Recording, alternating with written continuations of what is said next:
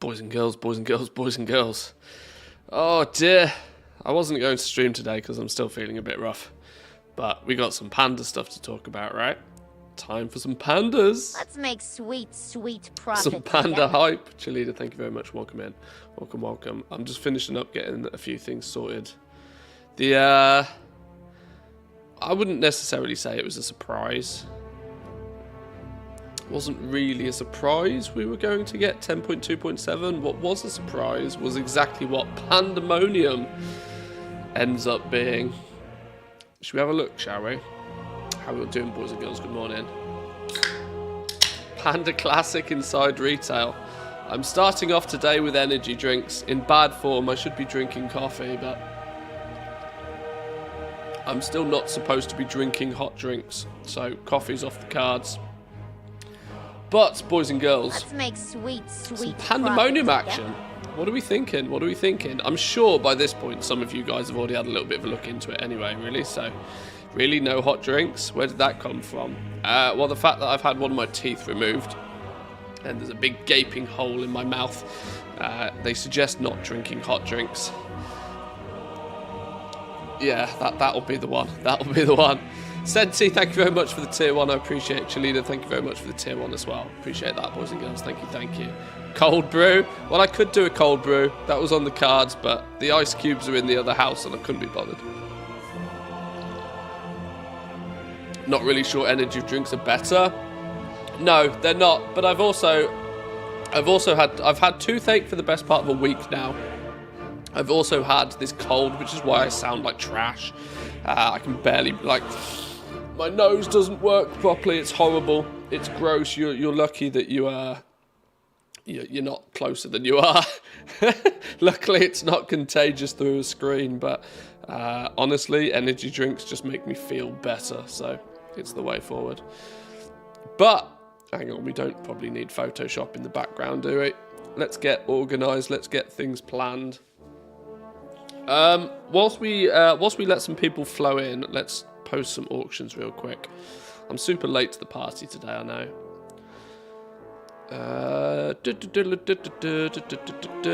Auction house account. Wow, my auction house account has got 3 days left on it. Oops. We'll probably jump onto the 1027 PTR in a little bit. And if you guys that are following me on Twitter would know that I was spamming tweets yesterday. I was exploring the PTR a little bit, going through the patch notes, working out what's new in 10.2.7 and tweeting out a few bits, putting it on paper, you know. So feel free to jump on x.com/Manthias, twitter.com/Manthias. There's a bunch of new stuff posted there. On the grand scale of things, I can practically smell you. Yeah. Sugar is good for dentists. Give them some work. Yeah, my dentist.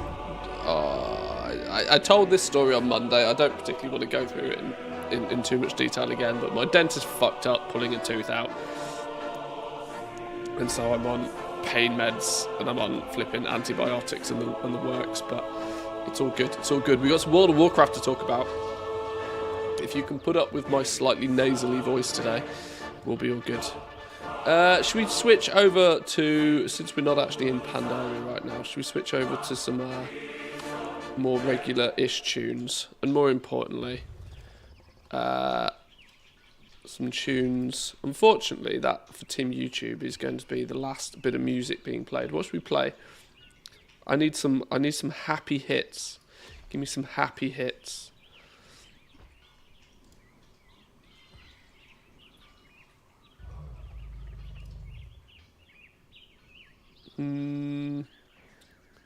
Bit of Guetta will do for some background audio. Hopefully some good pain meds. Hey, anything that works is good. That's my theory at least. So yeah, we'll go through. There's a couple of articles. There's the under development WoW remix that I wanted to have a look at. There's this predominantly that we'll have a little bit of a look at in a minute. I want to post some auctions and let a few people flow in. I don't like diving straight into stuff too much because the first 45 minutes of the stream or so is when all the notifications going out and people turn up and say hi. So we'll have a little bit of a look at this in a bit. There's also, if I can find it on the forums, the developer, something or other, where's it going to be? It's going to be in development, PTR discussion, dev notes. That's the one we want to look at as well. So we've got all the details, all the juice. We can, of course, jump into the PTR in a bit as well. Look like shit, sound like shit. Glad to have you back. Welcome in, Jack. Good morning. Good morning, good morning. Whilst I've not strictly been particularly public-facing the last few days, I've been lurking. I've been about. I've actually spent quite a lot of time in Mr. GM's stream over the last few days. I'm lurking. I'm about. I'm trying to keep up to date. I'm trying to keep active, even though I can't stream as much at the moment, unfortunately. Right. Oh, I sold some more antler fragments. Good. I need to purge these. I've got way too many of them. And we've even sold a few bits and pieces as well. Oh, where's all my auctions gone? Have they not expired? Okay, well, sure. That's a quick mailbox then. Meanwhile, I pulled a wisdom tooth a few years ago. Took about 5 minutes. Waiting for the sedative to kick in took longer. See, I wish it was quite so easy. I wish it was quite so easy. I was, without giving dental horror stories, they numbed me up. She prodded and poked around for about 20 minutes, hacking and slashing and prodding and pushing and doing all sorts of weird stuff. Like little bits of tooth were coming out left, right and centre. She somehow broke the tooth into about 1 billion pieces, it feels. And then the last bit, she couldn't get out. And so she had to call in I guess you'd call them a dental surgeon. You know, dentists can operate on, can do the teeth stuff, but if there's anything like operational level that needs to be done, it's maybe a higher level dentist to do that or something. I don't know the logistics of it. Another dentist dude came in, and he put some protective gauze or something in the side of my mouth and then basically cut through my gum to my jaw to get straight to the problem, to basically pull the tooth out from the side rather than from above. So it's a mess in there right now. It's a mess. But hopefully the theory is... Well, the annoyance was, as I wasn't in any pain in the first place. I've been in more pain since going to the dentist than I ever was before going to the dentist. But hey, teeth do teeth things, right? It is what it is, they say. Right, well that was nice and quick. Can we also maybe, if that was so very quick, jump into retail? Oh my god, this flipping, this unbelievable meta achievement. Dear Lord have mercy, did I not realise how much of it I was missing until I dug deeper into it. Trying to put sort of like in the back of my mind, like a plan of action. I almost need to actually write this down. There's so much stuff. I now have a daily chore list, a task list of stuff I should be doing. Took me a whole 8 days after the patch to complete it. Yeah, but you're a bit of an achievement machine, my friend. You always pump those achievements when they are brand new. I guess you probably only had the 8 daily quests to do, I suspect. Would be my guess at least.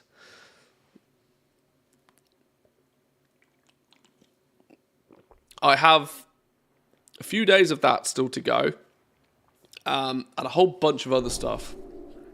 Annoyingly, I still have bosses from past raids to kill.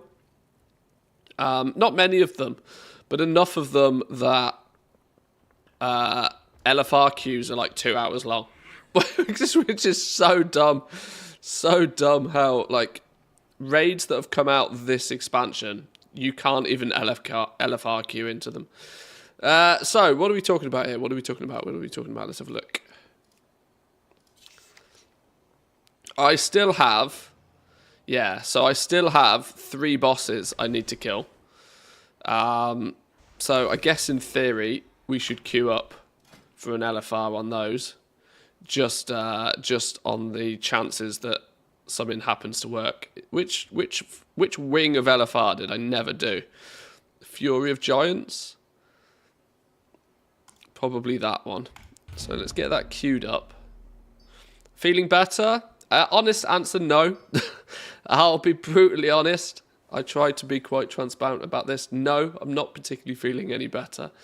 But I'm so bored of being in pain and being ill. So I'm playing video games. And if the stream is a bit on the ropes, then it's on the ropes. I also... But thank you for your concern. I appreciate that greatly. We've got the Mythic Dungeon stuff to do. We'll do that next season. I'm actually going... Once Season 4 launches, I'm actually going to do some Mythic Plus. Simply because I like the sound of the new Mythic setup. I like the fact that dungeons are just going to be made more difficult and reward better gear without the Zerg and the affix rubbish. Probably the aspect of Mythic Plus that least appeals to me and has always put me off trying to get more into Mythic Plus is the top end sort of must go faster, must know all stats, must have max rating, must have X, Y, or Z, must have these achievements, must have one leg longer than the other, must have 4 arms, sort of requirements that I've always put in place. Just making Mythic 0 more difficult, but also increasing the level of rewards that it offers, means I might strive to actually do Mythic 0s, at least for a few weeks. We'll see. And, hey, who knows, maybe we'll venture a touch into the low plus keys, who knows. But we'll do some Mythic Dungeons next, once Season 4 launches. The Forbidden Reach. Oh my Lord, have mercy. I was out in the Forbidden Reach a little bit yesterday. This one, what a bag of dicks this is. Who else is stuck on this one? Scroll Hunter.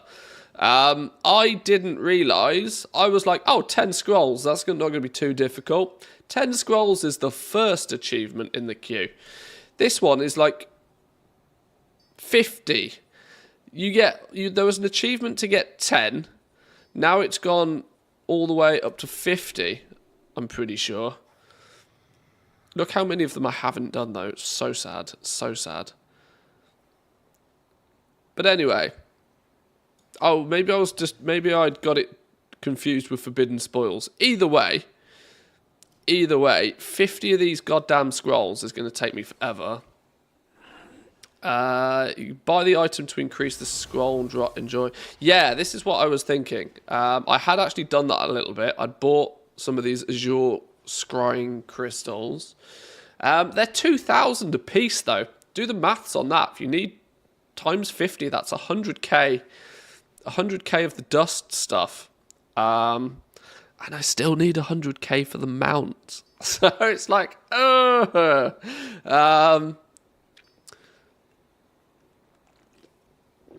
in theory, when we go into the next expansion, coming back and just grinding out 100...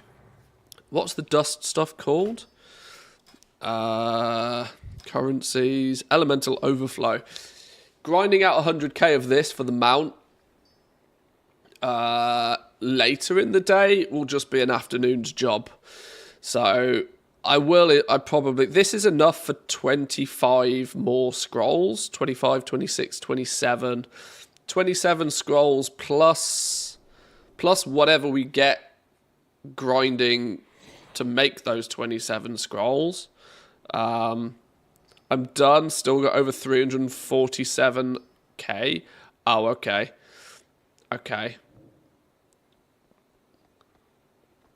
I'm so happy I don't care about achievements. Yeah, there's a lot to this one for sure. Have a great one. Enjoy the rest of your day, cheerleader. Go get out in that sun. We have sun in Finland for the first time in ages, so abuse it. One legendary picture to take, one fishing net to unlock, and I'm free. Yeah, I think I've got some of that as well. The TLDR is I've got a lot to do in the Forbidden Reach. treasures? I'm missing one treasure.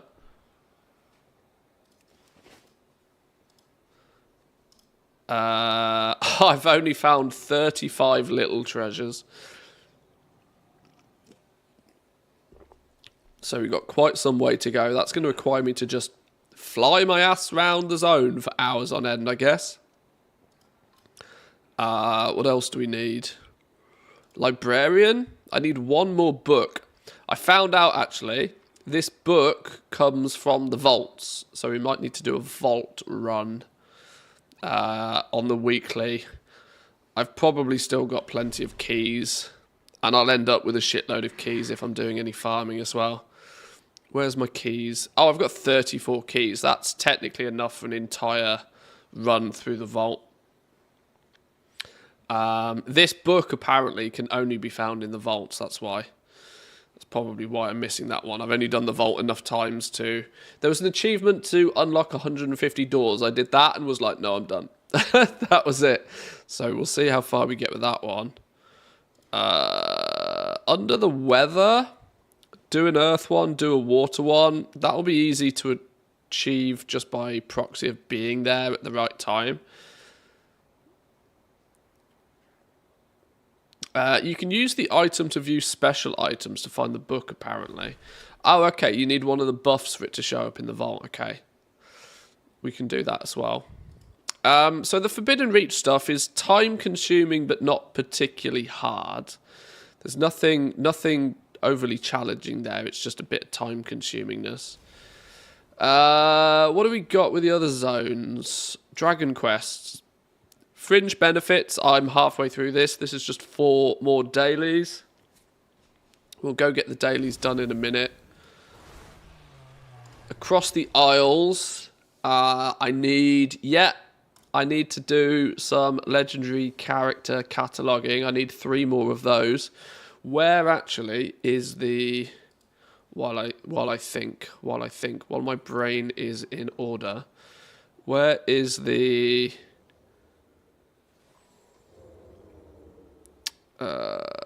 where's it gone? There was a cool little code you could paste. Legendary album. Some smart sausage. Very smart. The smartest of sausages has made a little script you run that shows if any of the world quests or relevant world quests are up.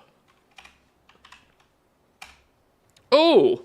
We can find Shen Storm Stout and Oculus currently. Okay, whichever the world quest is that gives me Shen Storm Stout, I need to go do, and I need to go do it now. Oh, you may not necessarily actually be able to see that because I'm in front of it, but down here, look.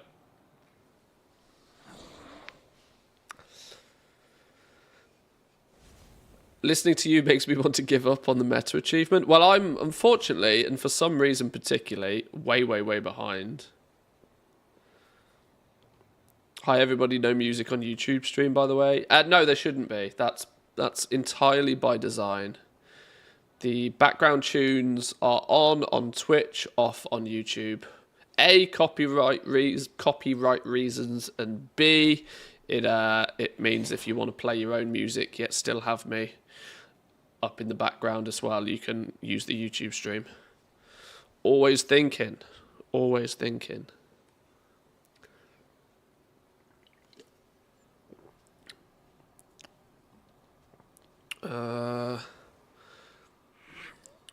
So we gotta let's just do it then. What's the cataloging quest? Where's this cataloging quest where I can spot Shen Storm Stout is the Waking Shores one, east of Obsidian Bulwark. Northeast. This one? Cataloging the Waking Shores. This one has Shen that we can catalog.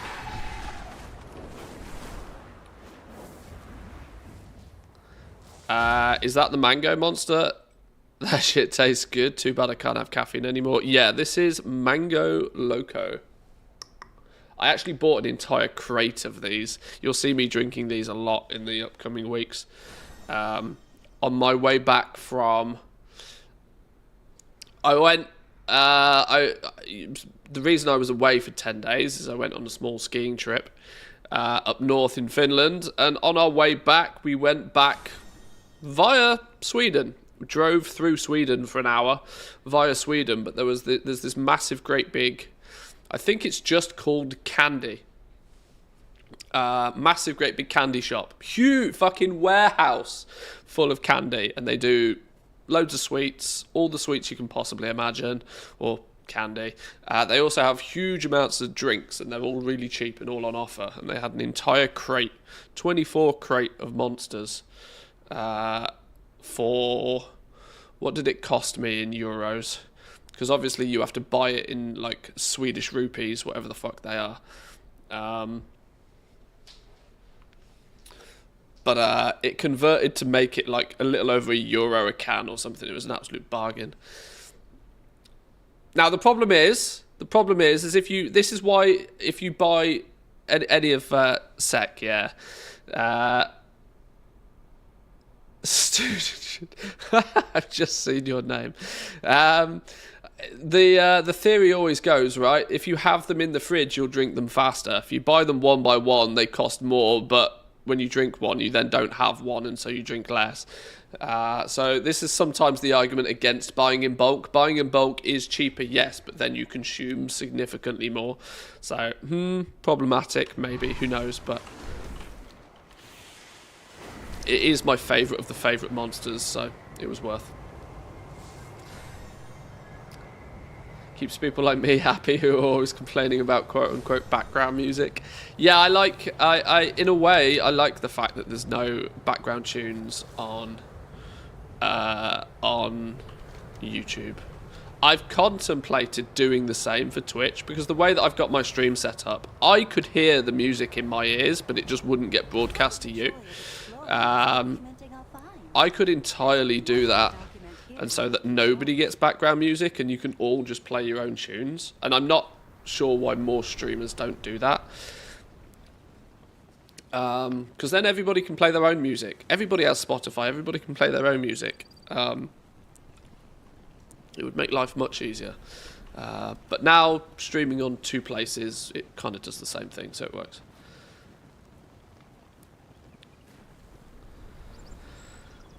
I had one of those during the Dragonflight launch. Binge leveling, not used to caffeine anymore. My hands were shaking. I think my body's practically immune to caffeine nowadays. I've drank coffee for so long, and I've drank energy drinks for so long. My body just doesn't seem to have any reaction to caffeine. Right, I need to focus now, because I need to hit Shen, wherever the hell he is. Now, I don't know what he looks like. I probably should have prepared before doing this. But maybe not massively pressing buttons. Maybe I just keep... Because I can fail it, can't I? Right, let's find where he is. Where's the fella I'm meant to take a picture of? Let's not randomly take pictures. Let's only take pictures...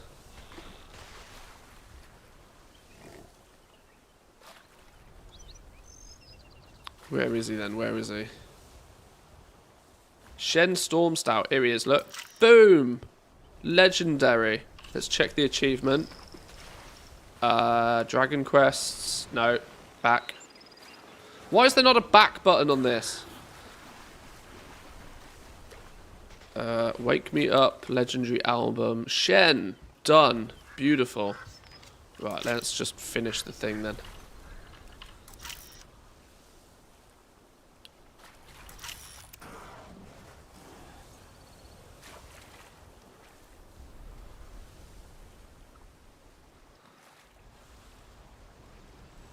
Oh, that's... Oh, hang on. Did that still maintain my... Yeah, okay. Functionality in the Blizzard UI, you mad? Well, you'll be in for a good time, actually. 10.2.7 is bringing a huge amount of quality of life... Well, I wouldn't say huge, but some quality of life things to the game, to the UI. They're clearly thinking about it. The pet UI, if you happen to have a hunter, is being completely overhauled and looks wonderful. Looks absolutely wonderful. Yeah, I have the achievements tracked over here, so I can quickly get back to them. I've also found out recently, due to this meta quest, you can only track 10 achievements apparently.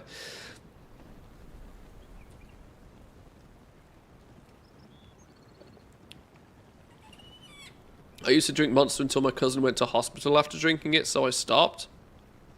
I mean, drinking energy drinks in any way, shape or form is not good for you. But there's if you dig deep enough, the internet will try and persuade you that eating salad will kill you nowadays. So, like, everything's bad for you if you abuse it. Just don't abuse it. Everything in moderation. Unless it's World of Warcraft, when you can play it 18 hours a day. Okay. We need to do our Little Scales daycare. Let's do a little bit of Scales daycare business. Is Nax still worth doing on alts for gold? Absolutely. Well, obviously the definition of worth is a bit subjective, but absolutely. If you want some proof of that, Zanzaful has recently been pumping Nax again with all of his alts. Now, of course, he's got the luxury of actually multi-boxing it, so he's getting 5 accounts worth of progress done in the time you might only get 1 account done. But the proof is in the pudding. If you take a look at his recent YouTube videos, he's posting his mailbox openings, so you can actually see some true sales data. Now, the time it takes to get 1 piece to be able to sell is it's a long grind, but if you've got a lot of time and you're not looking to become a millionaire overnight, it's still something that you can chip away at for sure. It definitely amplifies its value if you are able to take more tunes on different accounts through there at once. But even doing it solo, it's probably still worth. I would go as far as to say it's probably more efficient than doing any form of gathering right now. So, we'll see. A wild Manthe appears. Good morning. Hoping you're feeling a little better. A little. We're getting there slowly. Slowly but surely. I've got 4 days of antibiotics left. Hopefully by the time I finish that course of antibiotics, I should be back to full strength. Just with no immune system left, because welcome to antibiotics. But so as long as well, I have a cold at the same time, so I can't theoretically catch anything else. I'd have to get the plague or something for anything else to go wrong. So a few more days, we should be back up to full strength, hopefully. That's the plan. Am I capped on flight stones as well? No, we're good. Done with the meta, feels so good. Yeah, unfortunately, I'm a little bit behind. I'm going to work on it a little bit because I kind of like to tick off as much of the past see, you can tell where my brain sits, right? I've just referred to Dragonflight as the past expansion. The very second we start to learn about what the new expansion is, my brain goes into like, okay, the current expansion's last expansion. I like to finish off as much as I can before we move on, simply because I know full well the chances of me going back to finish stuff rarely happens outside of like a time walking week sort of thing, where we might go back and dabble. But I like to get things finished. And actually, this meta achievement, when you work it out, each individual achievement within this list there's probably 5 or 6 or 7 mounts you can get in total by finishing this off. So it's kind of worth, and of course getting the good boy at the end, getting the good boy is hella worthwhile. Blizzard need to make him big again. Fun Police kicked in big time on that one. We need a solid earth elemental apparently. Oh no, we need to pick up this dude. How many pet charms do I have? Oh my god, I'm down to my last 700 pet charms. It's not good.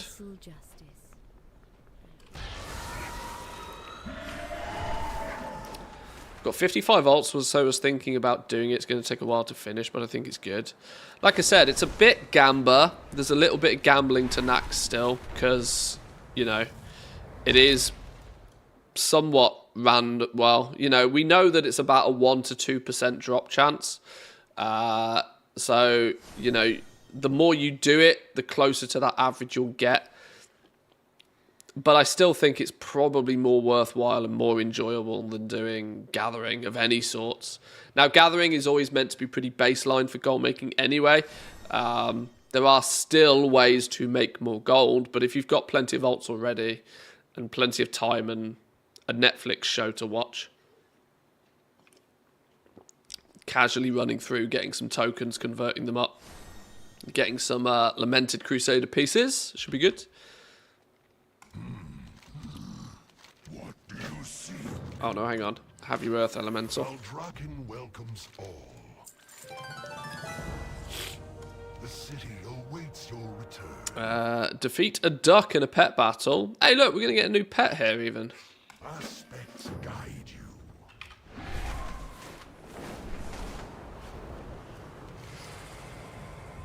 Off to do a pet battle. Not done pet battles for a while. I should make a habit of actually doing the pet battles on a more regular basis. In fact, no, that's a lie. I should make a habit of doing the flipping Shadowlands mission table still. I'm going to regret not doing the Shadowlands mission table throughout this expansion, because, as I've just said, I'm running low on pet charms, and I tend to abuse the free, easy pet charms to upgrade a bunch of pets for all of the achievements, for all of the aquatic battler achievements and such, which I still technically haven't done. For somebody who plays this game borderline full time and considers it their job, I really don't play the game very much. I'm the casualist of casuals. Lord have mercy. May the flights protect you. Defeat some dude in a pet battle with Iggy on your team.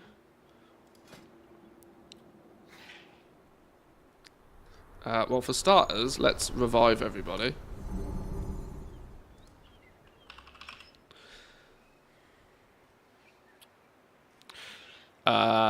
Who shreds? Right, well, we got to put you.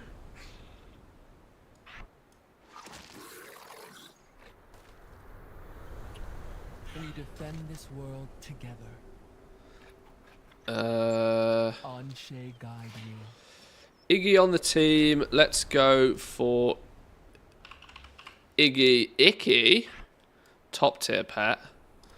I don't know who we're fighting. I'm assuming Iggy. Oh, Iggy's only level 1. This is probably going to be meme level easy anyway, isn't it? Who else do I like? Pandarian, mechanical doodah face. There we go. Let's maybe yeah. Let's just do it this way. You will not fear the darkness.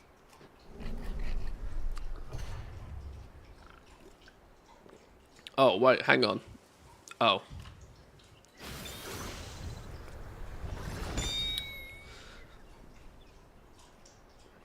Iggy is capable of defeating this encounter solo at low levels.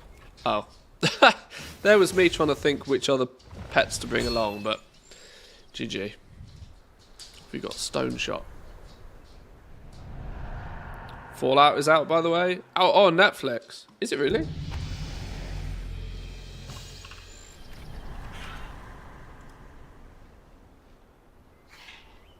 Sign in. Sign in. Who is watching? Me. Is it out here?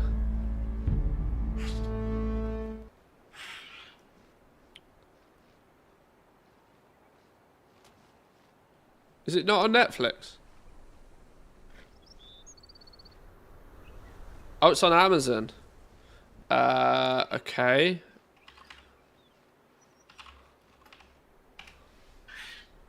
Amazon Prime Video. Sign in. Sign in. Sign in. How many times do I need to press sign in? Oh, I do have a Prime Video account. Check me out. This is the thing. Between me and the wife, we have a login for flipping every single one of these. Okay, well that's cool. Apparently this Fallout is meant to be really good. Season 1, Episode 1. How many? 8 episodes. What, they're an hour long? Well, there you go. There's 8 hours of farming. An hour, 14 minutes to 45 minutes. Oh, they're all really random lengths. Okay. Ah, cool. 4K HDR? Ooh, watch this on the big telly.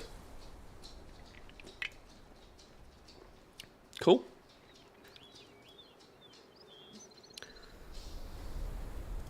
Did we win? We won. We won. We're good.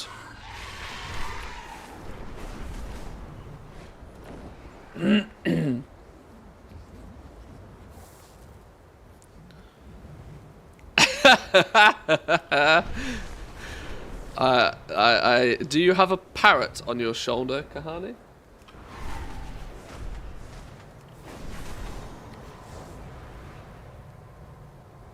The irony is that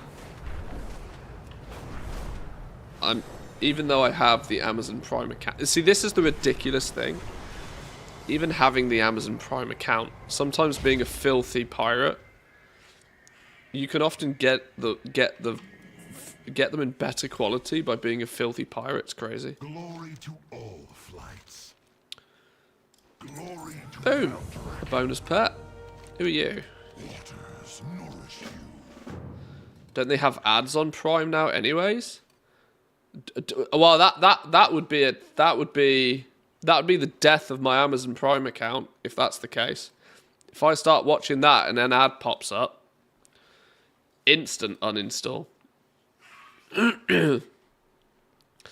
I'll yeehaw that all the way if they start putting ads in the middle of it.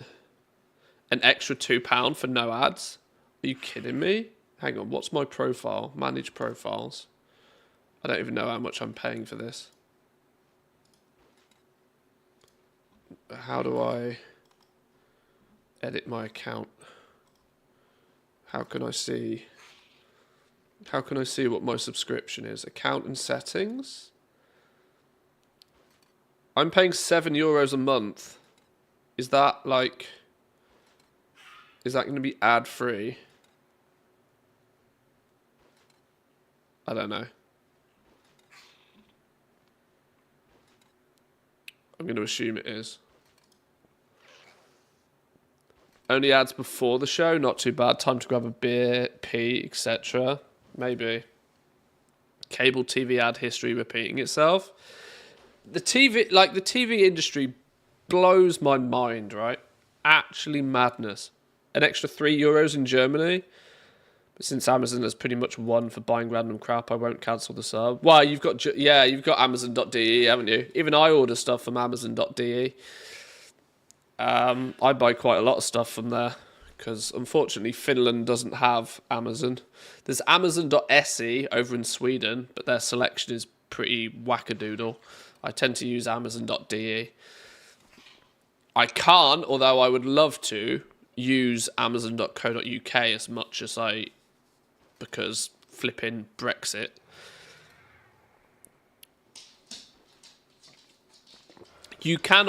I cannot possibly, for whatever reason, get an Amazon package to come from the UK.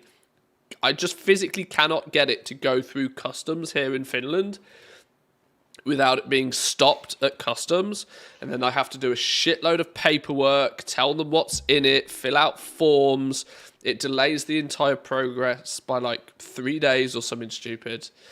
It's a real pain in the ass. Stupid Brexit. Fucking idiots.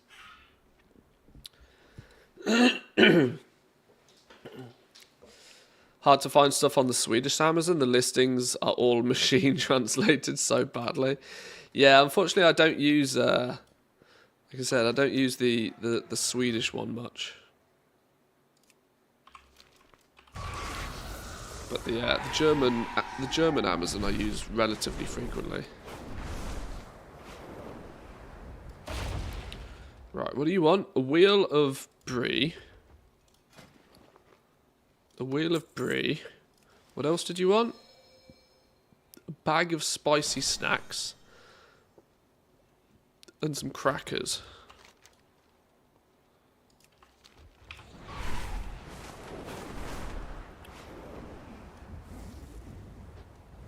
Dun, dun, dun, dun. Show me your wares. Snacks. Do I have these yet? Apparently not. Not collected, not collected, not collected, not collected. Not collected. I haven't collected any of these. These Drake manuscripts have been so low down my priority list of stuff to buy. I wonder when we're going to spend our Dragon Isle supplies. I've got nearly 50k of them now.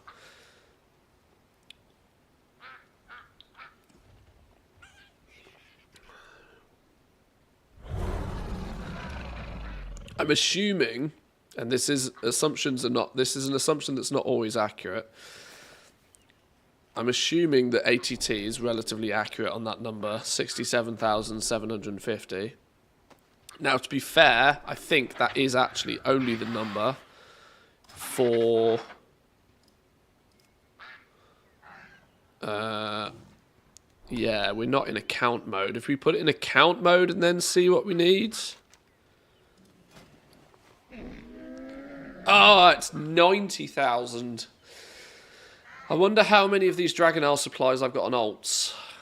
The right alts as well. That's going to be a problem. It'd be really nice if we could get everything with Dragon Isle supplies before we finish Dragonflight.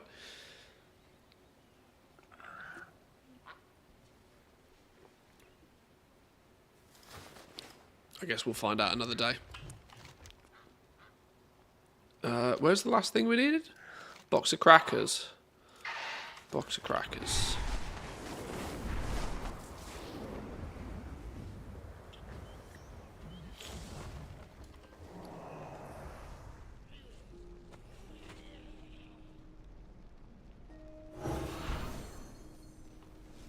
Oh, Lord. Woo!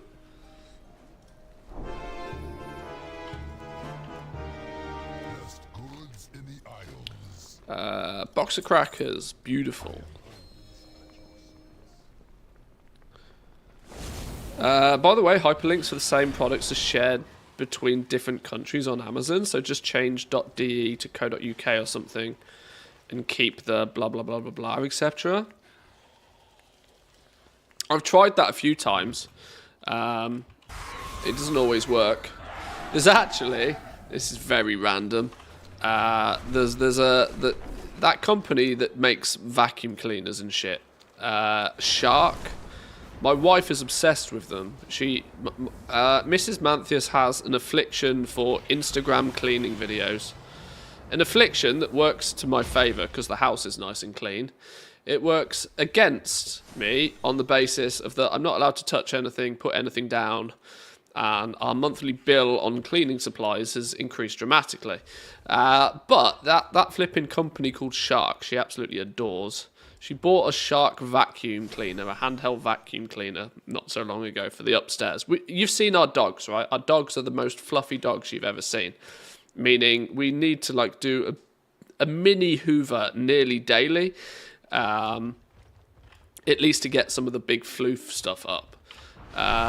So she bought one of these Shark hoovers, and now she's seen this, I think they call it a spot cleaner. It's like an upholstery cleaner.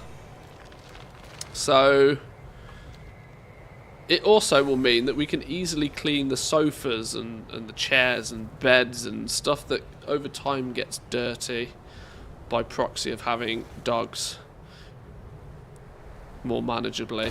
But they don't sell it in Europe. They only sell it in America and on Amazon.co.uk. Then Amazon are going to charge me an arm and a leg for delivery of the damn thing. And then secondly, customs. Right? I can confirm the spot cleaners are good. We have the Bissell one. Yeah, we need something like that because unfortunately, we've got a couple of sofas and chairs that you can't take the you can't get the covers off them. So the only way to keep them clean is to have something like that, unfortunately. A robot vacuum cleaner for every room too. I've contemplated a robot vacuum cleaner. I really have. I could get one for the studio in here because it's just one big flat floor. I've got a massive, great big fluffy rug over there that it will just avoid. But like I've tempted to have one here. You'll just see it go zzz, buzz behind me. But that's only because I'm hella lazy. Ooh, cutscene. Hey, look at him.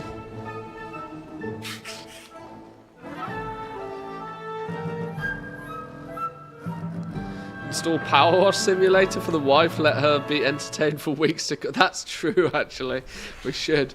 Oh, I found out, actually. I was looking at this the other day.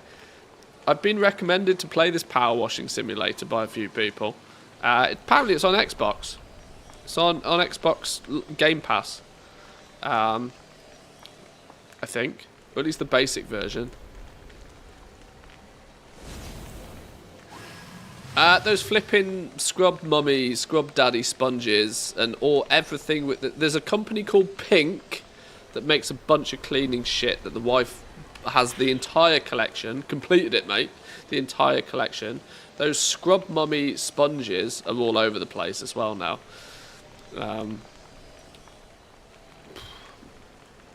My wife is one of the easiest people to sell to.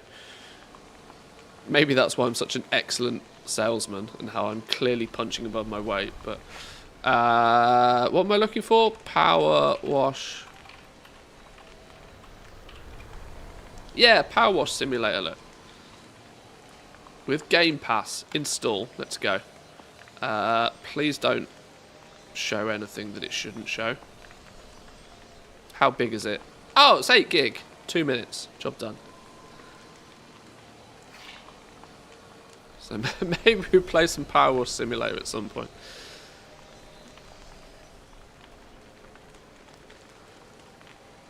Oh, here's a question for people. Who's played Rust? How many of you guys have played Rust? I somehow accidentally watched an hour-long video the other day of a guy playing Rust solo, and I was hooked instantly.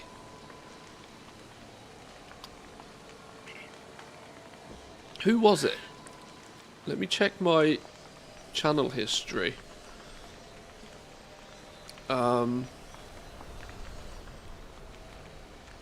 This dude.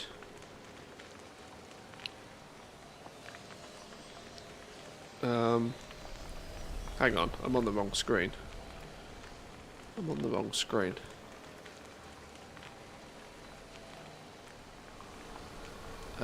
History. This dude. I accidentally watched an hour-long video of a guy playing Rust and was like, that's really cool. How has this game been out 10 years and it can just like completely past me?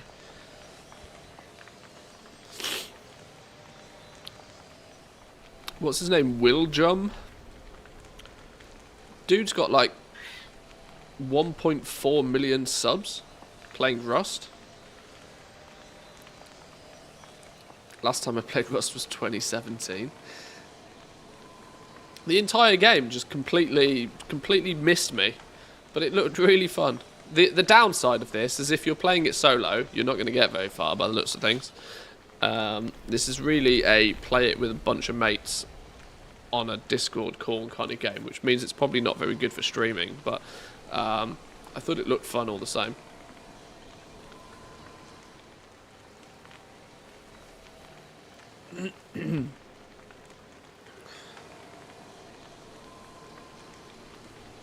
So she's watching Audi Katrina on YouTube. My wife doesn't go anywhere near YouTube, probably for good reasons.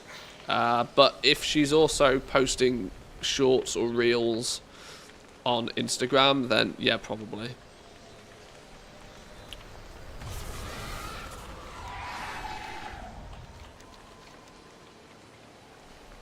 Renowned with the Dragon Scale Expedition. Oh, we've got a Paragon cache.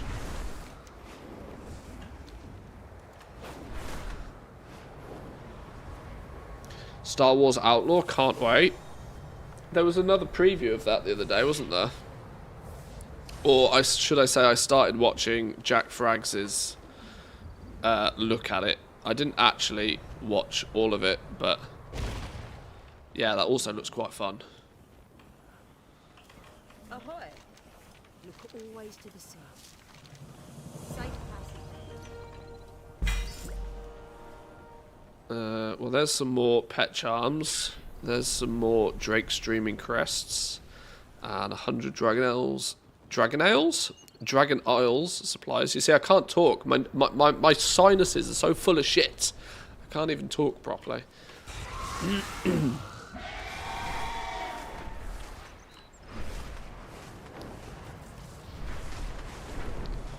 Right, let's finish our little Scales daycare business. Make sure we get. I just want to get my daily shit done in retail, and then we'll dig into the new patch 10.27 and this Pandamonium business. Star Wars Outlaws is Ubisoft, so we need to be careful. I have contacts at Ubisoft. The irony is I probably have better contacts at Ubisoft than I do at Blizzard. I never gave up hope. But yes, there's always the risk, right? Always the risk.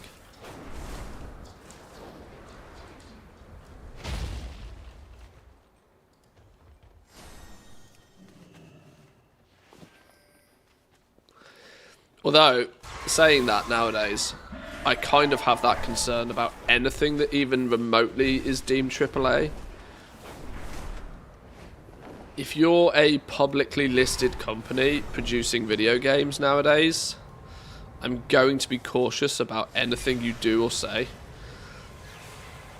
because I fully understand what you are trying to do, and that is make not just some money, not just lots of money, but all the money. And all the money is only fun for so long.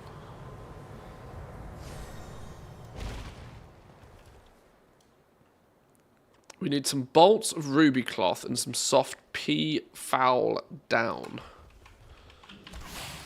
Pew pew. Where's my pets gone?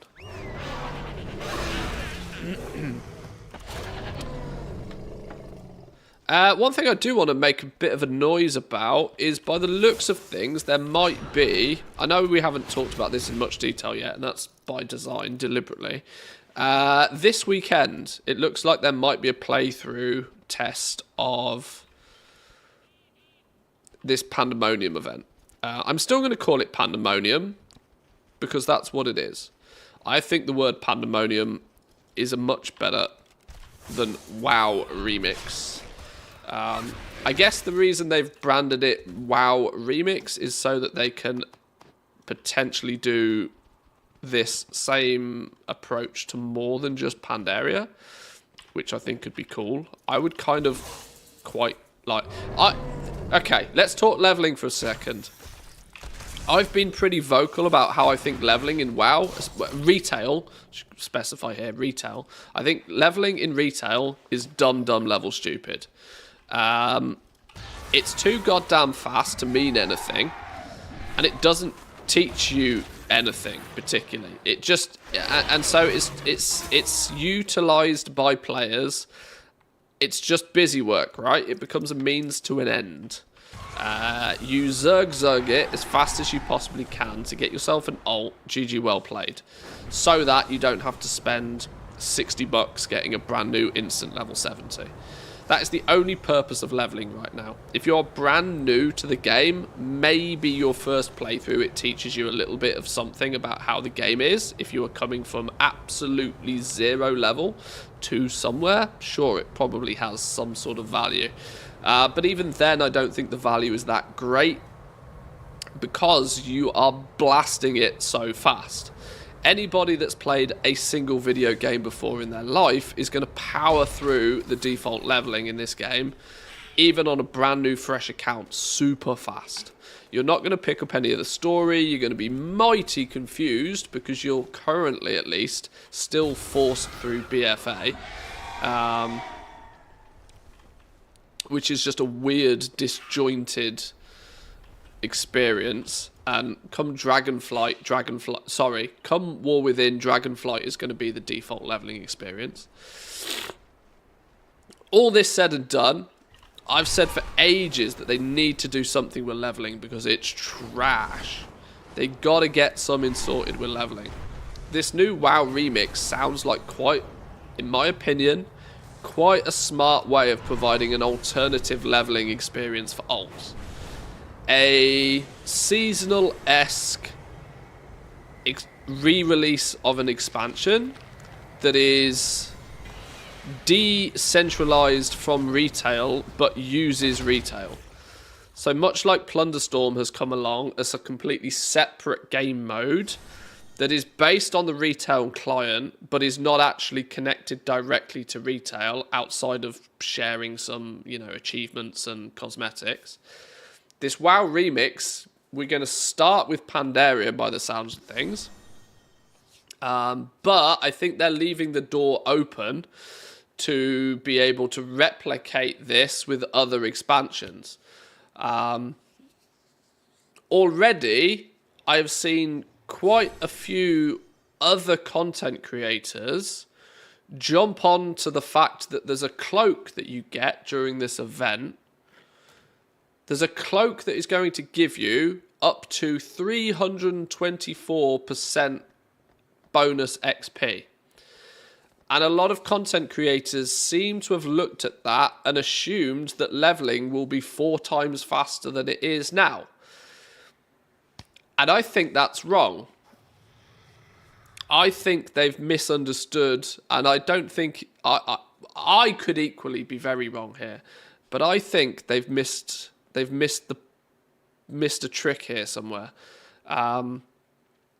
Okay, let's actually talk about what I mean in a bit more detail. I guess for the sake of continuity, let's actually start at the beginning, shall we? What the hell am I talking about in the first place? No, stop, Manthias, stop. Finish your daily quests because otherwise you'll entirely forget to do it. Give me 2 minutes. I need to finish this last goddamn quest, and then we're good. I was getting into content creator mode all of a sudden then, and I need to give myself a second. Where am I placing this cushion? Where is it? Hello?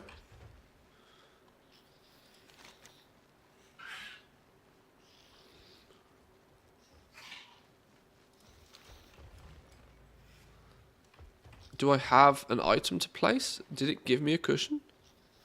No. Have I gone mad? Oh, is it this thing? Snacks placed.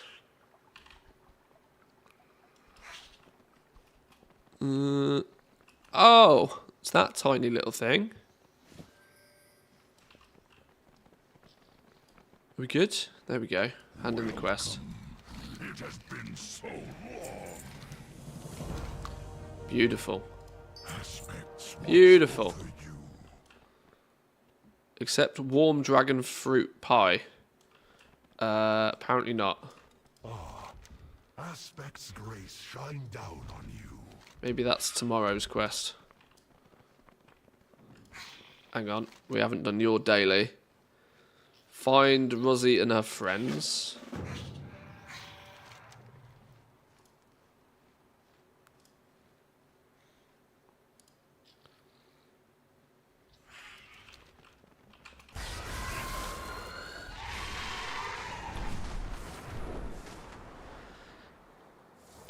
3-day early access is already an extra $50. I was at with Ubisoft, yeah.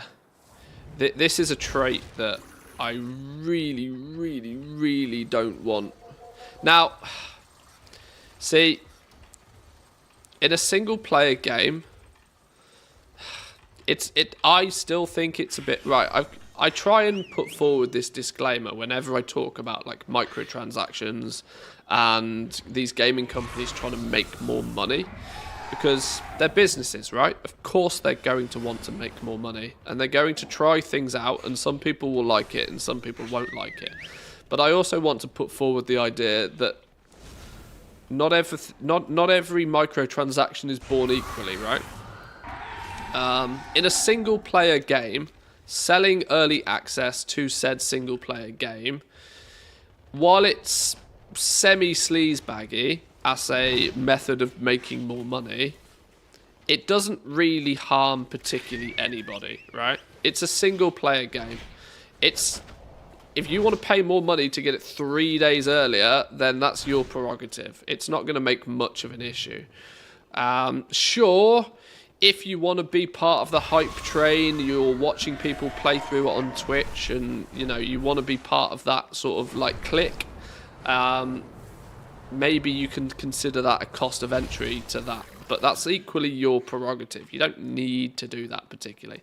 Selling 3-day early access to an MMO is gross, because that presents itself as a monstrous advantage over anybody else that hasn't done the same thing. This is a competitive MMO. If you sell 3-day early access to a competitive MMO, I don't care what Blizzard says, they are selling an advantage. Anything that player does in those 3 days before others even have access to the game is an advantage in a competitive environment. Even if all you can do is level for 3 days, how many characters? You could probably get 3 characters leveled. And then soon as everybody else has access to the game, you can be, you've got first pick of like dungeons.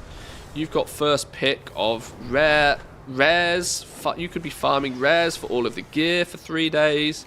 You cannot. There's no way you can describe it as anything other than a massive advantage having a 3-day head start over others. So yeah, this is where things are not necessarily born equal. Selling 3-day early access on a single player game, fine, sure. If you want to pay the premium to play it, quote unquote, early, sure. But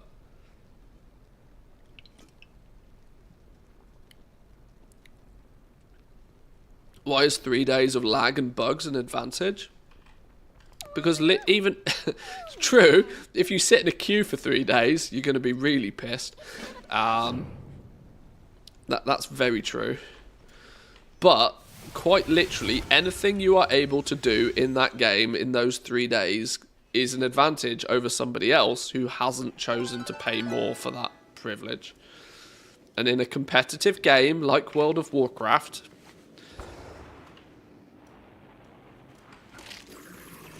all 3 main aspects of the game are competitive. PvE is competitive because everybody wants to kill the bosses first. If you are playing in a guild with other people, do you or do you not think that your raid position might be compromised by starting 3 days late? There's this weird hidden requirement for anybody in any form of serious guild to have that 3-day head start. Because if you don't, you can be perceived as holding the rest of your raid team back. Or your alternative there is when the game when you do start 3 days later, you better play 26 hours a day to catch up. Which means you're going to be zerging, you're going to be missing, you're not going to... It's just bad news. I really, really dislike the fact that they chose to do a 3-day head start for the new expansion. Sleazebag move, and I hope they don't continue the trend, but Those that argue it isn't an advantage, I will argue against all day. Because it so clearly is, but anyway. Let me just quickly put my brain in gear. Have I done everything I need to do daily? Sort of, mostly. There's no storms active at the moment. I did my cataloguing quest. Where is the camp currently in Anaran Plains? It's over here. I need it to be here so I can pat a dog on the head. So I can't do that today anyway. Right, I think it's safe to start talking about Pandamonium. Eon's Fringe. Just done Eon's Fringe. So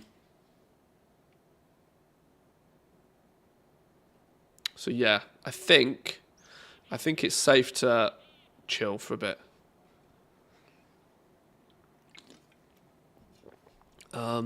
That's pretty neat. Oh! I was doing this even though this isn't part of the... I was doing this even though this isn't technically part of all of the meta achievement, just because I wanted to get it done. I have a little tracker here behind my camera for this dude. Eldarin the Reborn spawns in 1 hour 26 minutes.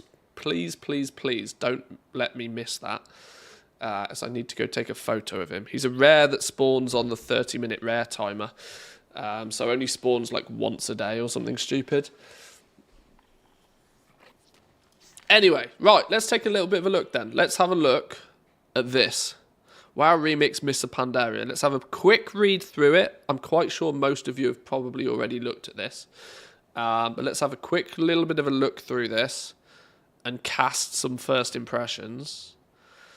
So, we are going to relive epic adventures with an all-new event arriving in 10.27. Let's tunes off for this one. Tunes off for this one. Coming in 10.2.7, WoW Remix Mr. Pandaria. Experience the wonders of Pandaria anew, but with fresh new loot and almost unlimited power. So, it's... I think that this was originally branded as Pandamonium on the schedule business on this thing. It was originally touted as time running Pandamonium. This was probably to keep it a little bit more hush-hush what it actually was. I still think that Pandamonium is a much better name for it, but it doesn't have the right branding. The branding of WoW Remix Mr. Pandaria means they can do, in theory at least, they could be a WoW Remix Warlords of Draenor, WoW Remix Cataclysm, whatever the case may be, they could do a WoW remix of any of these. I think they've chosen Mr. Pandaria because Mr. Pandaria was probably what could be categorized as the first modern retail expansion, if that makes sense. Prior to Mr. Pandaria, the expansions that we had were kind of like old school ones. Cataclysm started the trend of like making it more modern, but realistically Mr. Pandaria was the first one that dropped that was the complete package, should we say. So it makes a lot of sense to me why they started here anyway. We are going to experience the wonders of Pandaria anew, but with some fresh new loot and almost unlimited power. So what is it? What are we going to be doing then? World of Warcraft Remix, time-limited event. This is already rubbing some people up the wrong way, and I fully understand why. We'll talk about the time-limited aspect in a minute. Which allows players to re-experience the entirety of the Mr. Pandaria expansion at an accelerated rate from levels 10 through till 70. Now, this is where I think people are starting to get a touch confused. Blizzard, I think, accelerated rate, because let's not forget, Mr. Pandaria was a 2-year expansion. Of course it's going to be accelerated because it's probably going to be a 6 to 8 week time limited event, similar to Plunderstorms. So of course it's accelerated. It's 2 years worth of gameplay provided to you in Zoom mode in the form of an event. All the loot has been completely overhauled and has powerful new effects, allowing players to shape up their experience, power up and power on. Features include accelerated leveling and content, allowing you to take on nearly every quest, scenario, dungeon and raid. Now, accelerated leveling. Today, in World of Warcraft, if you make a brand new character, go to Chromie and say you want to play through 1 to 60 in Chromie time via Mists of Pandaria, you will probably only finish, if you just quest, you will probably quest through one zone, maybe 1.5 zones, and you'll probably ding 60. The speed of leveling through Chromie time today is ludicrous. Stupid fast. Absolutely stupid fast. I don't think this is going to be faster. I think this is more referring to this, the fact that it's 2 years worth of content that you're going to be doing faster than you did way back in Pandaria. I don't think it's referring to the fact that you are going to be leveling faster than what you can do in retail now. It takes you 6 to 8 hours to level from 1 to 60 today, right now. It doesn't take that long at all to get to level 60. 60 to 70, obviously there's various options there as well, but I don't think that this is going to be particularly fast. I don't see... There's already, I've seen this all with less than 12 hours since this news was launched, right? I've already seen lots of people saying that they're going to level up loads of alts through this. I don't think this is going to be a mode that you would choose to do if all you want is another level 70 alt. Because I still think, much like Plunderstorms, if we think about how long it took to do Plunderstorms, it took you 20, 25, 30 hours to get 40 renown in Plunderstorms. I think that going from level 10 through till 70 in this will probably take you 20-ish, 20 to 40 hours.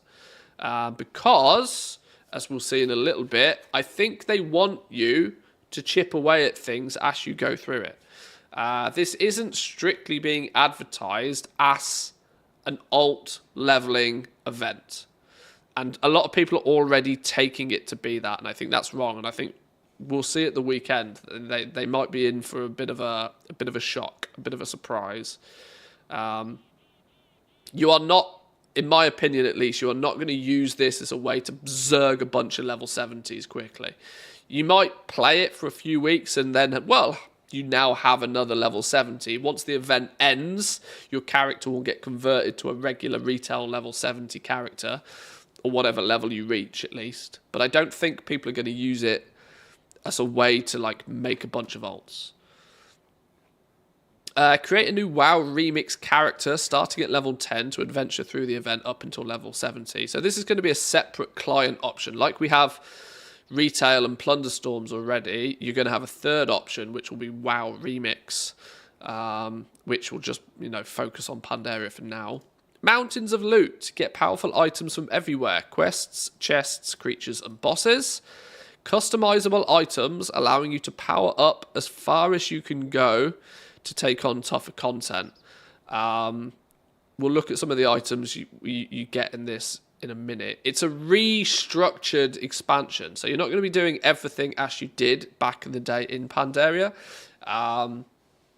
It is a complete overhaul to the expansion, with customizable items that will grow in power as you go, which will be quite cool. Convert unwanted items into bronze. This is going to be a currency. Blizzard loves themselves a currency, but this sounds like it's going to be the currency for this WoW Remix mode.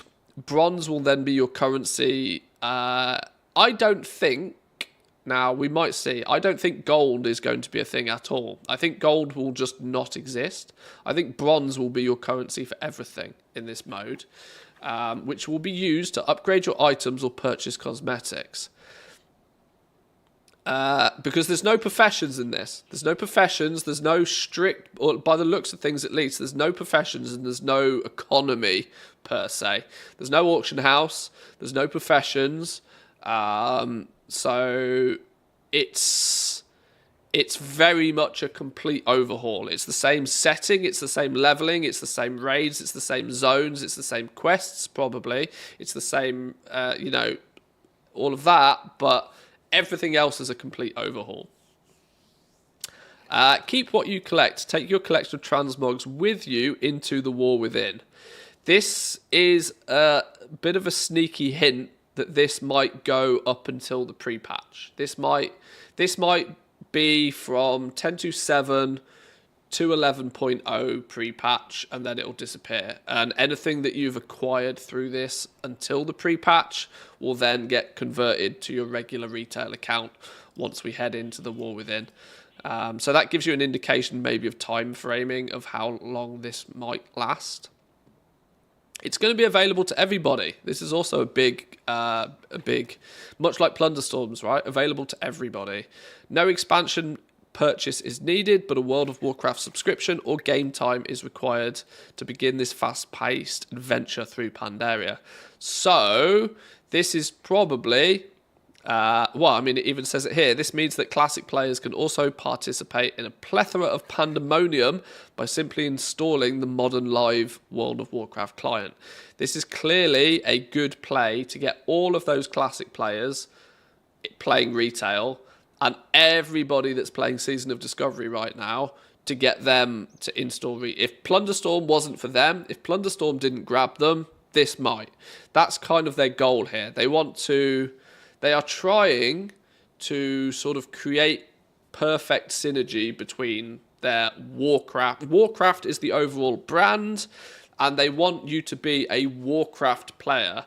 Now that we have retail, classic, Season of Discovery, they want all of these aspects of World of Warcraft. They want you to just try everything if they possibly can. This is why they don't particularly care about the numbers of each individual version of the game per se. They just count it all as one. You're a Warcraft player and it's all tied into your Warcraft subscription. Trial accounts will also be able to experience this WoW remix without a subscription or game time up until level 20. Purchase a subscription or game time to continue beyond 20. So you'll get 10 levels of play on a completely free-to-play experience as well. That's critical. That could be their ticket to push heavily. You'll be able to play this for free up until level 20, which Plunderstorm you couldn't, by the way. If you wanted to play Plunderstorm, you had to have a subscription. There was no free play option. I think this is really big. If this remix pops off, if it gets a lot of media interest, if a lot of streamers play it, if it spreads, if it gets a lot of, free earned media, it might bring a huge amount of people to at least install it, have a play, and hopefully drive A, new subscriptions, B, pre-orders for Cataclysm, pre-orders for Cataclysm will be out by then, but pre-orders for the new expansion mainly. So let's take a look then. What do they mean by accelerated leveling and content? With WoW Remix, Mr. Pandaria, there'll be no slowing you down, and you'll be able to take on nearly every quest, scenario, dungeon, and raid right out of the gate with accelerated leveling from 10 to 70. View the chart below for the availability of each type of content. So we're going to start at level 10. And of course, you always start in the Jade Forest, as everybody does. You'll have access to a few scenarios. And you'll have access to the first 4 dungeons. 20 through till 70 will be focused towards Valley of the Four Winds, Karasang Wilds, and the 5.1 Landfall campaign. With a bunch of different scenarios at your disposal, and Storm's Stout Brewery becomes the dungeon unlocked at that period. We get our first raid of Mogoshon Vaults at level 25. So this is what's quite interesting to me here. They really want you to be looking at doing some of this sort of stuff whilst you're leveling. They don't want it to be that you zerg to 70 by grinding dungeons, for example. They want, and this is what makes me think that this process of leveling from 10 to 70 is going to be slower than what it is on retail now. But they've been somewhat quite clever, I think, in how they've advertised this. Accelerated, but relative to what? Accelerated relative to what it was in Mists of Pandaria all the way back in the day. Not necessarily accelerated compared to using Chromie time to just level an alt now. This is where I suspect, unless we get to play through this and you can get a 1 to 70 character in 3 hours, unless that somehow ends up being the case, which seems odd to me that they would put the time and the effort to stagger all of this. I think the concept really is that they want you to go to the Jade Forest, they then want you to go to Valley of the Four Winds and Karaseng Wilds, then they want you to go to Kunglai Summit, then they want you to go to Taolong Steppes, then they want you to go to Dread Wastes, and then finally Vale of the Eternal Blossoms, and then they want you to work your way through this. They don't want you to just do 4 dungeons, zug your way to level 60, then go into Siege of Orgrimmar, ding 70, and then do heroic raids. I think they want you to experience more of it, which makes me think that the 10 to 70 leveling time might be around 20-ish hours. I suspect. What are the scenarios? Didn't play during MOP. Are these side quests? You follow an NPC? No, they're 3-player dungeons, basically. The scenarios are like 3-player dungeons. Yet the way the scenarios worked is that there was no holy trinity. You didn't need tanks, healers, or DPS. Any 3 players. The mobs in the zone were damaging enough that you probably wouldn't be able to solo them, but 3 people combined could easily walk through them. So they were basically mini dungeons. I'm not really sure why they switched away from scenarios. I thought scenarios worked quite well. There was was there heroic scenarios as well towards the end of Mists of Pandaria? I can't quite remember. Yeah, scenarios were really quick. They were you'd queue for it. They were nearly insta queue. They were pretty simple. They were pretty straightforward. It was cutscene-esque content, right? It was 10 minutes, you and 2 other people. You'd have a couple of tasks to do. You'd blast through them, and then there'd be a small chest of goodies. I think at some point they made heroic versions of them that were a touch more difficult, but still there was no like holy trinity of specs needed. They were arguably quite cool. I have a suspicion that the only reason that they left a bad taste in people's mouth was much like Torghast, that they were quite heavily tied to player progression and quite heavily tied to player power. Was one of the optimal ways to get your weekly bonus roll tokens? I think your bonus roll tokens, the best way to get them was by doing scenarios, which was what forced a lot of players to do scenarios regardless to whether they wanted and to repeat them each and every week. I think they were too heavily tied, like Blizzard has done 15,000 times before. I think they tied them too heavily to player progression and to player power, meaning that people were just bored of doing them, yet still felt that they needed to. Hang on.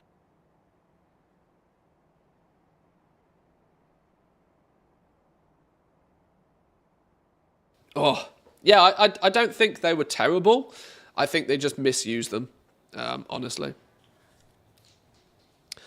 So yeah, by the looks of things, by the time you get sort of midway, 35, 40, whatever the case may be, You're going to start hitting the bonus zones that we got. Isle of Giants, Timeless Isles, Undasta. Isle of Thunder is going to turn up at level 50. And then, by the looks of things, 50 to 70, you're not unlocking any more zones. But it's not until you hit level 70 when you can then go back and do all of the raids again in heroic mode. It's going to be interesting to see how soloable this all ends up being. This is one of the big questions I think a lot of people already have. Is this something that you're going to predominantly be doing solo? Are you theoretically... Is it going to be that by the time you're level 25, 30, you have become so strong that then you can go back to these 4 dungeons and in theory solo them?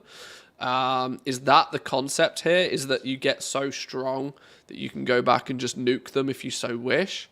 Or is it going to be that there's the level scaling, so that they'll scale up to your level? I guess we'll find out in a few days.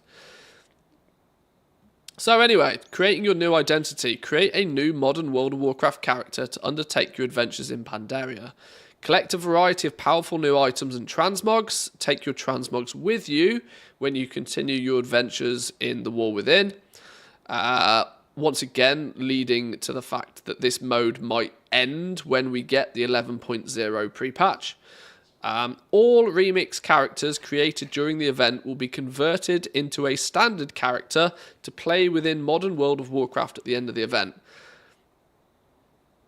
I suspect that they're going to have to give us a lot more character slots to facilitate this. Now, you've already got 60 character slots per account, which sounds like an unbelievable number, right? But let me tell you, there is lots of people who already have 60 characters. I wonder how many character slots they're going to give you for this. I guess we'll find out. From the Realm character selection screen, players will be given the option to create a new WoW Remix character. They begin at level 10, which will only be able to play with characters taking part in the event. So yeah, if you are what they're referring to as a time runner, it will be a time running character. Time running characters cannot group up with regular characters. Not until the event is over and that character gets ported to your regular retail account. Characters in the selection screen which are only available to play in the World of Warcraft Remix event will have an icon next to the character name, so they can easily be identified when choosing which mode of World of Warcraft you intend to play through. Anybody who's played Diablo 3 or Diablo 4, this will start to sound very familiar to you. And this is the direction that I think Blizzard are going with retail. We have seen for a long time now an awful lot of influence from the Diablo team, probably because they're the same devs, right? A lot of influence from Diablo being brought into World of Warcraft. Anybody who's made a seasonal character on Diablo will understand the concept very well. They'll pick it up instantly, right? You make a seasonal character, you play from zero, that character's completely separate, and then when that season ends, it becomes a standard character. That's exactly the concept they're going with this. If you make a character, a remix character, a time-running character, it will continue to be a time-running character until the event is over, and then it will just become a normal regular character. How the gear is going to be distributed back into retail, I don't know, because there's lots of new loot that won't exist in retail, so I don't know what they'll do when it comes to porting the characters back to retail at the end, but we'll worry about that at the end, right? Scenarios with good content, since there's the power scaling, I hope it will be soloable. Quite possibly. I'm hoping a lot of this is soloable. I hope that the difficulty of these is actually banded, not like we have in retail now where everything scales to your level. I hope these are banded. I hope that these 4 dungeons, for example, the mobs in those dungeons are like level 12. level 13, and that's just the level that they are, meaning that by the time that you're level 25 you should be able to walk through there and solo them. I hope that's how it is, so that you can sort of like, you can choose to gain experience from them and do them normally, but you can out level stuff. I'm hoping that's how it works, that you'll end up out leveling stuff. It will mean that there's an actual path again. And I like the fact that we have this dynamic scaling of everything in retail nowadays, but at the same time there is something very MMO-esque about just overpowering a zone or a piece of content. You've worked to get through that content to level up, and now you can go back and feel powerful. That's something I really, really, really miss. Really miss in retail. It's so difficult to ever feel powerful in retail. You seem to, every time you go, especially when you start a new expansion, you start a new expansion being really powerful for the first couple of levels, and then you replace all of your gear with technically better gear to feel weaker until you hit level cap again, until you can slowly start feeling more powerful again. It's got this weird kind of power curve in retail because of the scaling, and I've never particularly liked it. Keeping it more simple and having banded levels, like strict banded content, I think might work better for this sort of event, meaning you can theoretically just overpower stuff if you've leveled up enough. Imagine playing an MMORPG and wanting it to be single player. Crazy, right? Actually crazy. I don't think we'll outlevel zones because they'd say Jade Forest is 10 to 70, for example. Well, that's also true. The fact that it does give the level range that you can do this content all the way through. I don't know. I guess we'll see. We'll find out. We'll find out. We'll see. We'll see. I hate Diablo features being dragged into WoW. M+ is the same dog shit as Rifts. This is where my concern for delves come in. We only know what we've been told about delves. We only know what we've been told, and we've been told very little. We've not even... I don't even think we've seen any gameplay footage of what a delve is going to actually be. We've been given nothing more than the concept of delves. This is one of the things that really intrigues me for the alpha, which has to turn up next week at this point, by the way. I have no insider information on this, but alpha has to turn up next week. There's no doubt in my mind we'll see alpha drop next week. Delves, I think, are going to feel very Greater Rifty from Diablo. I think they're going to be very, very... If you've played Diablo, I think delves are going to be very similar. Semi-procedurally generated, scaling in difficulty. I think they're going to look very similar somehow. But we'll see. We'll see. Once you've created your character, you'll be able to begin your new journey in the Timeless Isle and meet up with the Infinite Dragonfly and Eternus, who will set you off on your path. Let's talk about the loot then. The loot's really quite interesting by the looks of things. They're taking sort of... they're taking what they've learned, presumably, or are still learning from Season of Discovery, with having sort of like weird and wacky items that you can get. So in WoW Remix, players have the opportunity to collect a variety of items from just about anywhere. Quests, chests, creatures, bosses, and even more. New customizable items will be yours for the taking, and each item slot has their own unique identity with spell gem sockets. These sockets come with exciting, turbocharged new effects that are similar to your trinkets. Each time you loot a new item, you'll have the chance for powerful new upgrades, allowing you to push the limits further and faster than ever before with uncapped progression. Their phrasing in this leads to more questions than it answers, but it sounds cool. As you progress, you'll gradually become more and more powerful as items also grant increased permanent stats. Here are some of the examples of the types of gems, not the types of gear, some of the gems that you might find. The gems go into the gear, of course. We have a life storm. Summon a storm. Call down 5 bolts of lightning every second. Each bolt inflicts a bunch of nature damage to an enemy within 30 yards. During the storm, 3 flowers grow around the caster.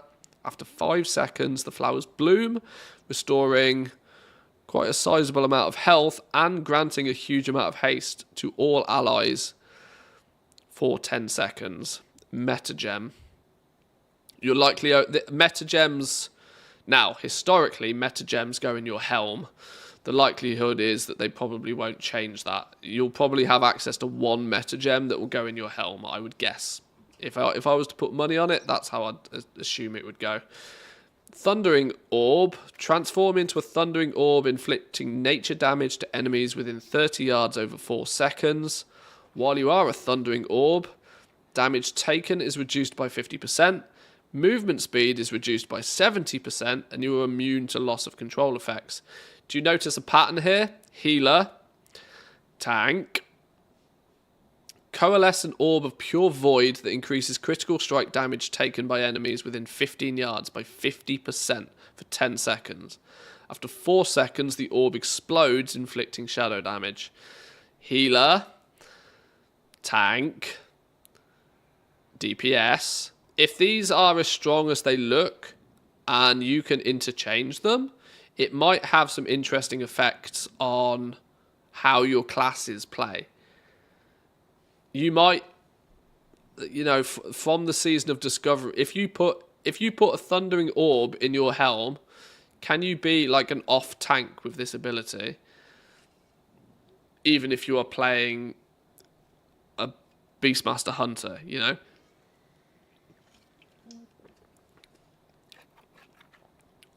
These will be pretty much Season of Discovery abilities, I suspect, yeah. We're then going to get Tinker Gems. These are presumably what's going to go in the other bits of your gear. You, by the looks of things, can only equip a single one of each one of these, but there's lots of different variations. We have Tinker Gems that go in Tinker sockets. We have cogwheel gems that go in cogwheel sockets. It's going to be interesting to find how those sockets are going to be distributed on your gear. Let's have a look then. Hailstorm. Every 3 seconds, build a charge of Hailstorm. When reaching 10 stacks, unleash the Hailstorm on enemies within 50 yards. Each impact inflicts frost damage and applies Numbing Cold. Numbing Cold reduces the movement speed by 30% and all damage that is dealt by 10%. Attacking removes a stack of Numbing Cold. It's also, once again, quite tanky, sort of, you know, controlling the mobs. It takes every 3 seconds up to 10 stacks. So every 30 seconds, it does this Numbing Cold effect. Cold Front, your abilities have a chance to grant all allies a shield, absorbing damage and applying Numbing Cold to all enemies within 50 yards, which by the looks of things does the same. Movement speed by 30, damage by 10, attacking removes a stack. Your abilities have a chance to inflict additional fire damage and spread wildfire to a near enemy, inflicting fire damage every second for 10 seconds. Stacks up to 10 times. That is, depending on how much damage this does, that is going to pop off. You imagine you've got like 4 or 5 people hitting a mob with wildfire on, okay?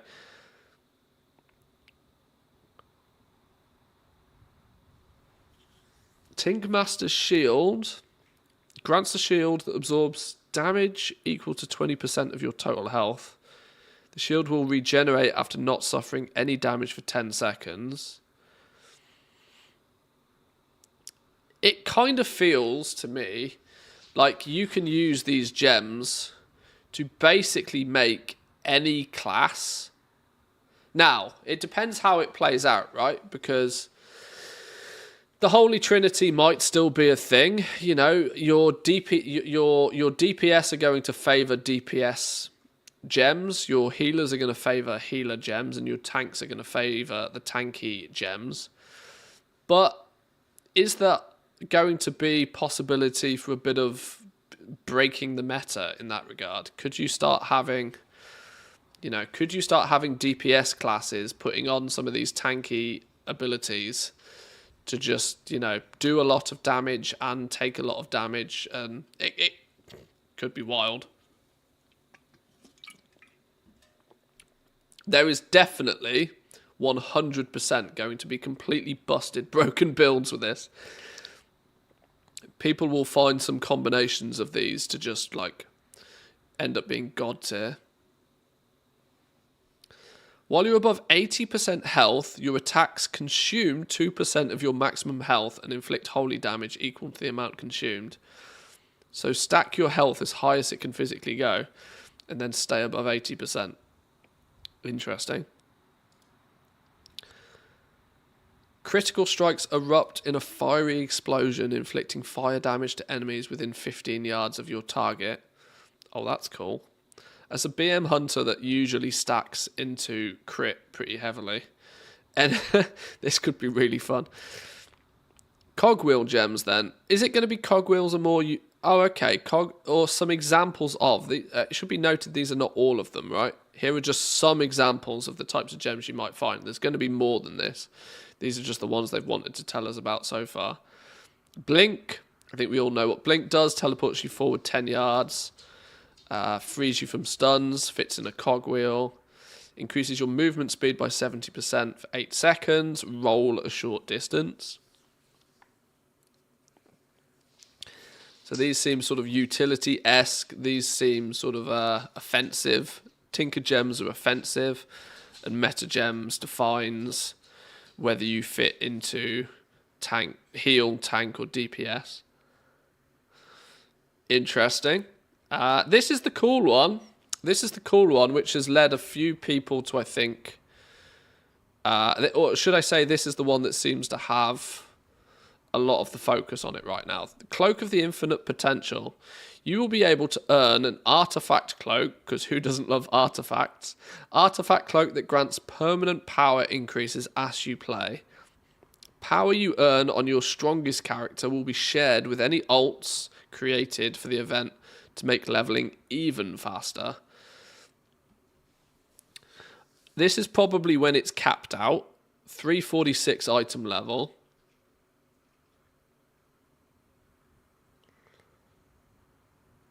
Grants the following aura, Time Runner's Advantage. The threads of time you find will be woven into this cloak, permanently increasing its power. Strength, which I presume will convert to intellect or agility, depending on what class you're playing. A bunch of stamina, crit, leech, mastery, verse, all equally balanced, and then experience gain. So for every item level you build this up, you're going to get more stats. And your highest character will dictate what your cloak will be on your alts as well. So if you get it to max 346 on your level 70 and then make another character, you will be able to get 270 again on another character almost 4 times as fast. This is also what leads me to believe that they might actually, the 10 to 70 speed, I'm going to throw a ballpark number out there. I reckon it's going to take you probably naturally about 20 hours-ish. 20 hours, I reckon, is what they'll probably focus towards, you being able to get from 10 to 70. Then, if you make an alt within this mode, 324% experience gain will mean that you'll be able to get that alt from 10 to 70, skipping some of the stuff you had to do on your way there in the first place in about 4 or 5 hours. So maybe, because what they don't want to do, right, this is my theory at least, they want this speed, the 324% experience speed, they want this to be roughly on par with what it takes to level an alt naturally today. So this 324% experience is going to be, I guess, allowing you to take a 10 to 70 character in about, let's say, 5 to 6 hours once you have this bonus. But it means the first time you go from 10 to 70 during Pandamonium, it could take you as much as like 20, 25 hours to do it, is my guess. Because I don't think Blizzard wants people to just farm as many alts as they can do during this Pandamonium event. Then they all get ported to retail and people just have an account full of level 70s. I don't think that's what Blizzard wants people to do.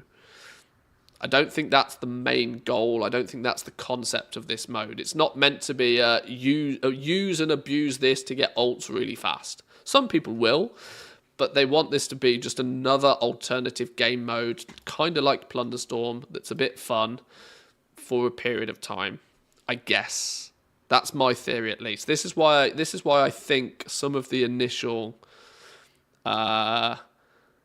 feedback you might see on this, I think, now, either I'm wrong, possible, very possible, either I'm wrong or they're wrong, but I suspect that with this bonus, it will still take you 5 or 6 hours to get a level 70, is my guess. Meaning the first time you do it has to be much slower, right?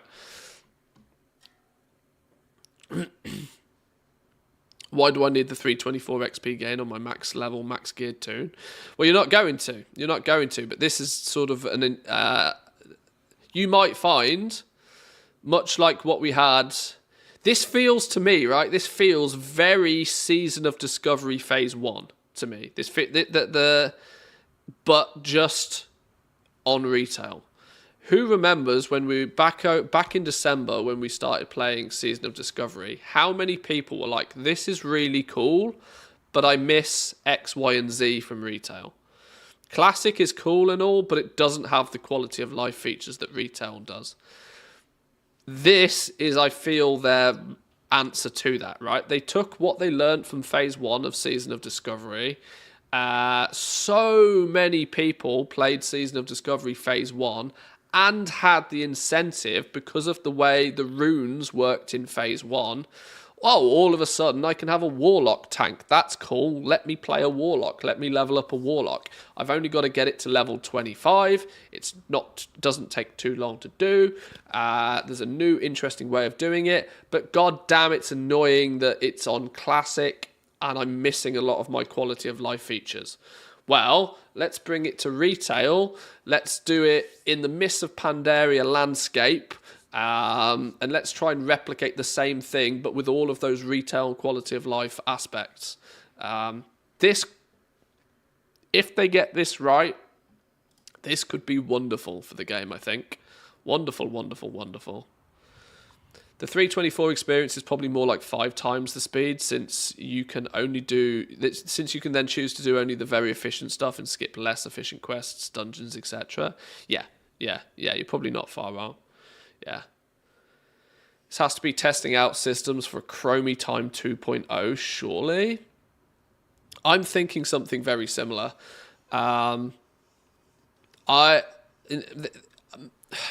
biased because it fits my desires, right? I'm biased because I've said for ages that leveling's trash in retail. Or it's been long enough since Chromie Time was implemented that it's also time again for another change. This could be the way that they do it. Let's say every 3 months. Much like, let's not forget how time walking used to be. You know how time walking used to turn up like once in a while, like 1 week a month you had a time walking thing. It seems to be much more frequent nowadays. But time walking used to be, it's time walking this week, this month. And you can go back and get your XP bonuses and whatever, rep bonuses. I reckon they might have, we'll have icon number 3 here, which will be your WoW Remix mode. You'll click your WoW Remix mode, and this mode will alternate.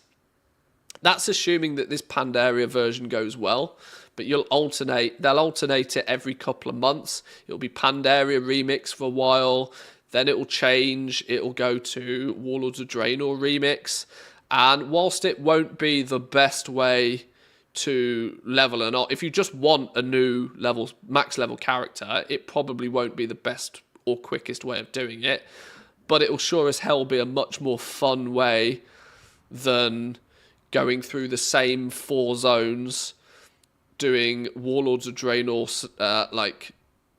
bonus objectives for the 500th time to get your max level characters again. I think it will just be an alternative, improved way, a more fun, more valuable experience for players to get another character. Every couple of months, much like the seasons in Diablo, you'll start again, you'll play through it again, and well, at least you keep your character, and then that's another alt for you in your regular retail account. I think it'll be I think that's sort of the design that they're going with this. It's not going to be an optimal way to level an alt. If you just categorically want another max level character ASAP, it won't be the best option, but it will be significantly more fun than what leveling is currently. It's weird, I've got 36 characters. I've never complained about leveling. It's people put it upon themselves very much so though. It's a me problem, not a game problem. That if your number one desire is just to get another max level character ASAP, well, it's been very, very carefully figured out what the optimal route to get there is now. And if you follow a leveling guide, you are going to go to this zone, then do your Garrison intro quest, then go and do Warlords of Draenor bonus objectives. Then, it's been figured out. There's a cookie cutter way to get a max level character nowadays, or at least a 60. Your 60 to 70 often changes, but there's a cookie cutter way of getting from level 10 to level 60 ASAP. And if you just want more alts, people end up doing that same process many times, and it gets very boring. This might be a cool way. Every few months, they can change it. Pandaria one time, Warlords of Draenor another time, and every few months people might. It's the way to get like that wipe feel, right?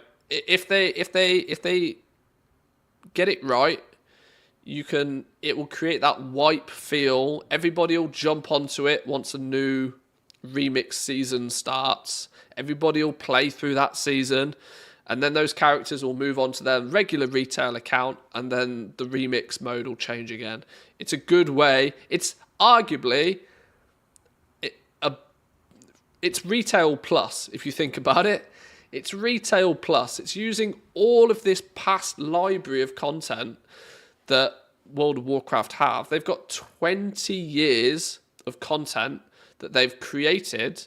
Classic has come about, allowing you to fully relive the vanilla experience, but of course that takes a long time, and it's best at the beginning, and then they're speeding it up now.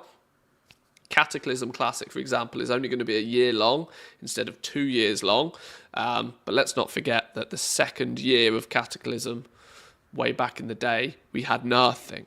So Cataclysm back in the day was technically only a year long anyway.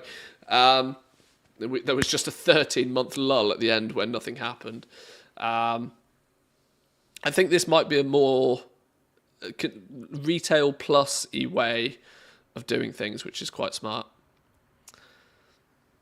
I think it's more of a way of getting the old expansion content into retail on an occasional basis, as this would work with most expansions that existed in their own set of zones, so everything except from Cataclysm.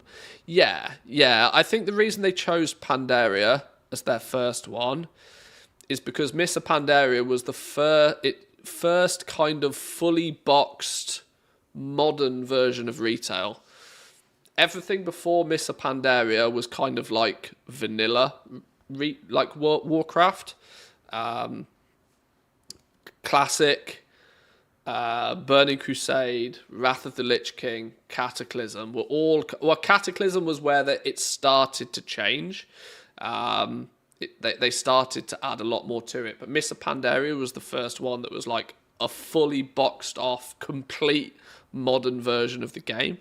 And everything that's come from then. So Warlords of Draenor, Legion, BFA, they're all sort of what you could consider modern in relation to some of the more early expansions.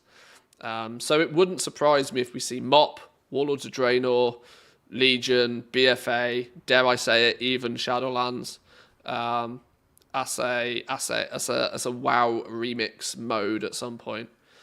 Because I don't think this is going to have taken them too much time or effort. I mean, obviously, there's a lot that's gone into this. Huge amount that's gone into this, for sure. But I don't think it's anywhere near the level of fully rebuilding all of leveling for everything that's ever existed, right? I think it's quite a smart way of doing things.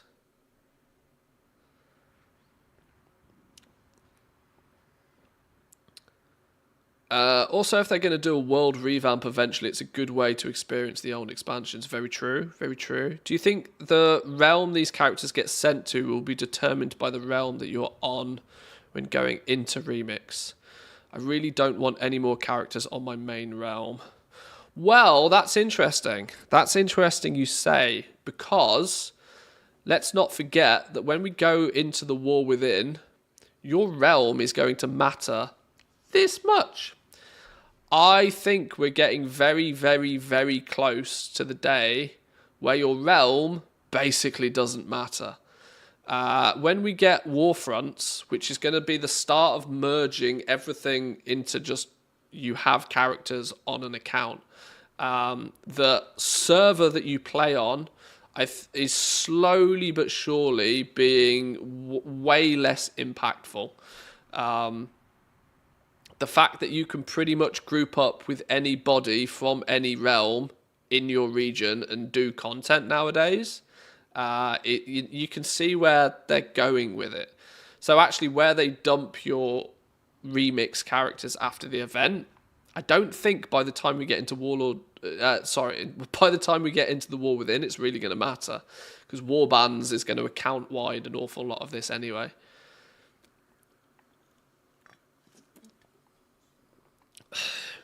And in theory, we don't know what's happening in the later expansions. What happens when Midnight comes out, for example? You got to remember they're working on 3 expansions now. Our eyes are just looking at the War Within, but they're actually working on 3. And if they're working on 3, they probably have one overall goal to achieve by the end of those 3. The mega server sort of style, yeah. You will probably be localized to a realm and be given a realm name for the purpose of, like, you know, latency and stuff. But I think they are working very hard to diminish the impact of you being on this server or that server or whatever the case may be. For names, that's what the realms are for. Well, you see, this is it, yeah, because your character names are unique. Because the character names are unique, you kind of have to have the server name tagged onto it as well. But that's formalities more than anything else. Maybe a slight technical annoyance from Blizzard's perspective, but yeah, do I need to go and reserve my character names on all of these realms nowadays? Hopefully not. During this mode, you are going to earn titles, a variety of transmogs, some previously unreleased colour variants of old mounts, and more by simply completing WoW Remix Mists of Pandaria, specific achievements during the Remix event. These achievements will become feats of strength when the event ends.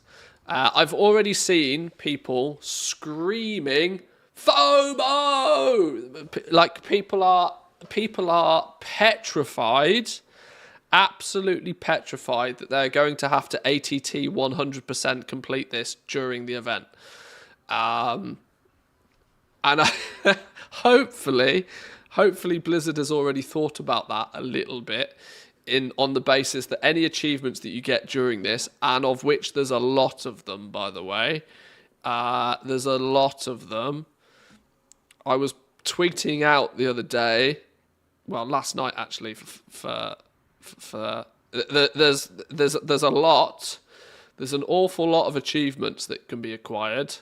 We'll jump on the PTR in a minute. We'll have a little bit of a deeper look at this in a minute. But there's a lot of stuff you can pick up, all of which this entire category will go as a feat of strength, so they won't count outside of the event.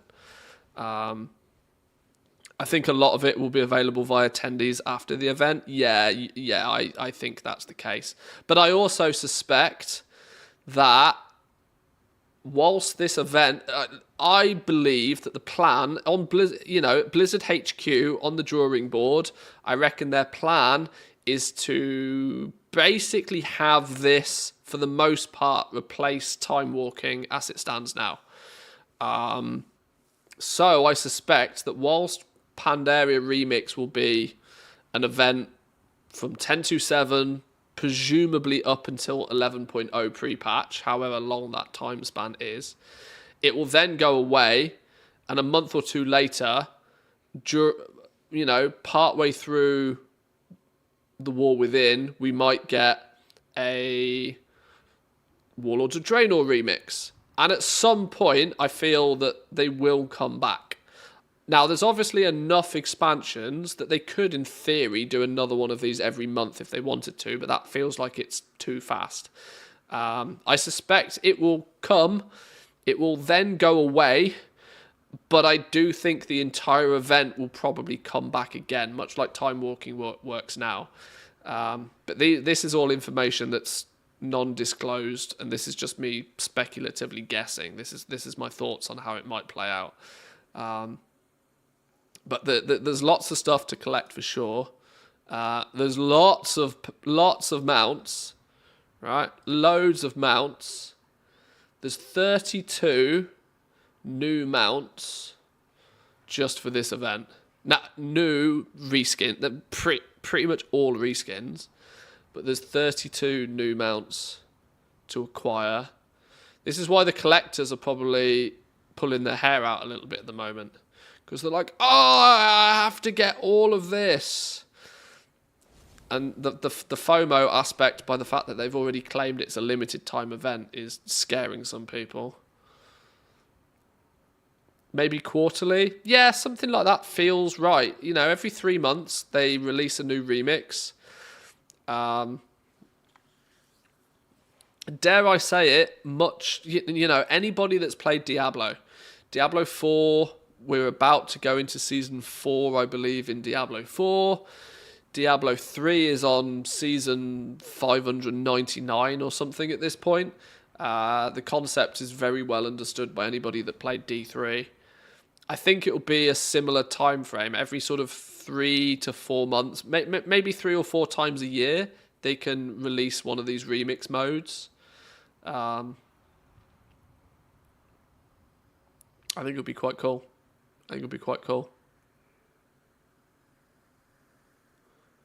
A lot of the achievements are like the Jade Forest, complete some rather than all. It wouldn't necessarily need 100%, which is good. Yeah. I mean, if your goal is this is the problem, right? If you're an ATT addict, if you're an all the things addict, you kind of put that upon yourselves. If you insist that you have everything in the game, there's a real misbalance of expectations with some people when it comes to collecting. I think I see so many people scream and shout about FOMO, but then claim that they're casual and only want to play the games like 6 hours a month. I'm like, well, you can't have both. If you're only, if playing this game is purely nothing more than a hobby for you, you can't also then have the expectation that within a very small time frame you have access to everything in the game. You got to set your own expectations a little bit. And I think this is the problem with FOMO. The fact that there's so much stuff there for somebody to get, and the fact that they've also said that this stuff is only going to be able to be acquired within this period of time, Some people then look at it and say, well, I'm not going to have enough time to get all of that stuff. That's not necessarily wrong, but you've also got to admit to yourself sometimes that if you play the game like a dirty, filthy degenerate and play the game 18 hours a day, it's fair to expect that you should be able to get everything. If you play the game less than an hour a day, like 20 hours a month, you can't possibly have the expectation that you're going to get everything. I don't know. That's a hard argument to pitch, I suppose. But either way, you're right. Yeah, the potential for the mode is very good. Very good so far. Me want. This is the new long boy, by the way. Golden danger noodle. I want me this. I want me this one. This is the one I want. Luckily, it's complete 2 of the following achievements as a time runner. Looking for group Veil of Eternal Blossoms. Presumably this sub... we can look at this in a bit more detail in a minute, but presumably the sub goal of this is to maybe do a bunch of the scenarios or something in Veil of Eternal Blossoms. Become exalted with the Golden Lotus, the August Celestials, or go kill elusive foes in the Veil of Eternal Blossoms. If you can do 2 of these 4, you then get your shiny Astral Emperor's Serpent. No, you already have Invincible, so F you. Loser. Yeah, sorry. Forgot about the Golden Lotus. Yeah, the Phoenix as well. We figured out how you get the Phoenix. Reach level 20 as a time runner.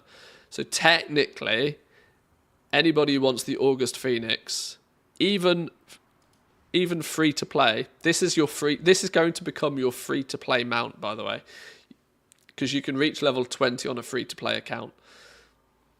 You don't even need a subscription to be able to get this bad boy. Was this not this originally, way back in the day, was the challenge mode all gold or something, wasn't it? Get some tea, good for your throat, especially when it's boiling. Maybe. I do need to grab a drink. Hang on.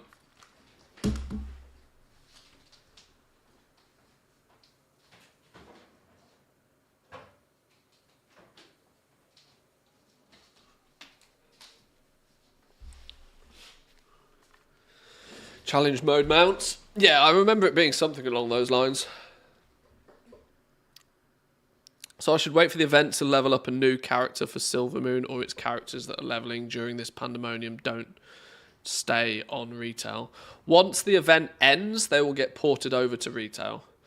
And whatever level they are during that time. Can we have a Manthius roast stream soon? What, get a few of you guys on to just roast me? How do you think that's going to work for my self-confidence? Put me in the bin? Maybe. We'll see. maybe if we... maybe we'll make it a sub-goal or something. Should we jump into... In fact, let's have a little bit of a look. So that's Oh, hang on. No, there's still more. Shit, sorry. Welcome to a new Bronze Age. Right, for all of my fellow goblins... For anybody that is, historically likes to make a bit of gold in World of Warcraft, not in Pandamonium, not in remix mode, there's no such thing as a bad drop, and any drop you get can be converted into a new currency, bronze. This makes me think gold might not even be a thing. There's no need for gold by the looks of things. There's no need for gold at all in this new mode. There's no professions. There's no auction house. Presumably meaning that there's no consumables, no enchants. No, you're not going to be buying particularly anything. from others at least anyway. You might be using this bronze to buy stuff from vendors, presumably. Bronze equals plunder. Yeah, pretty much. That sounds like a good comparison. You're then going to use plunder, presumably, to purchase your upgrades for your gear and the account-bound cosmetics. So your Mog items is going to be all come from bronze. When you look at the list of achievements, the irony here is it doesn't show any of them. When you look at the achievements, most of the achievements offer you some bronze, a crate of bronze or something along those lines. So the likelihood is that bronze will be in place of gold for this event. No auction house, no professions, no sort of economy per se. Other than this is what makes me think the entire thing is a lot more solo. It seems to be a lot more focused towards solo. That it's something you chip away with. You can, yes, of course, group up with others to do the scenarios, the dungeons, and the raids. But the concept really feels to me a lot more. I would suspect there will be nothing but personal loot. My guess is there will be nothing but personal loot, so there'll be probably no trading. I think it's going to be very much more focused towards a solo experience, but obviously for some of the content you bring a few friends or randoms or you guys, in my case, along with, is my guess at least here. Head to a bazaar in any zone to purchase everything from your class transmogs to Mr. Pandaria mounts, to toys and more. This allows players to purchase items that were previously unable to obtain or difficult to obtain as random drops by simply spending this new currency and adding them to their account's collection. Now, this is where I need smart people to make some guesses to what might be. Okay, here's the Goblin news, right? Here's the Goblin news. When this hits the PTR in a couple of days, I think it hits the PTR tomorrow. Not sure when. When this hits the PTR, we can go to these bazaars. We can go to these vendors, find out exactly what items you're going to be able to purchase. Actually, thinking about it, it's probably already been data mined. If there is anything that is considered MOG or rare BOE toys or anything along those lines, stuff that you are historically selling right now that has a gold value, its value will hit the floor. So if you've got any Mr. Pandaria MOG currently, there's a good chance you might want to sell a bunch of it ASAP before this mode turns up.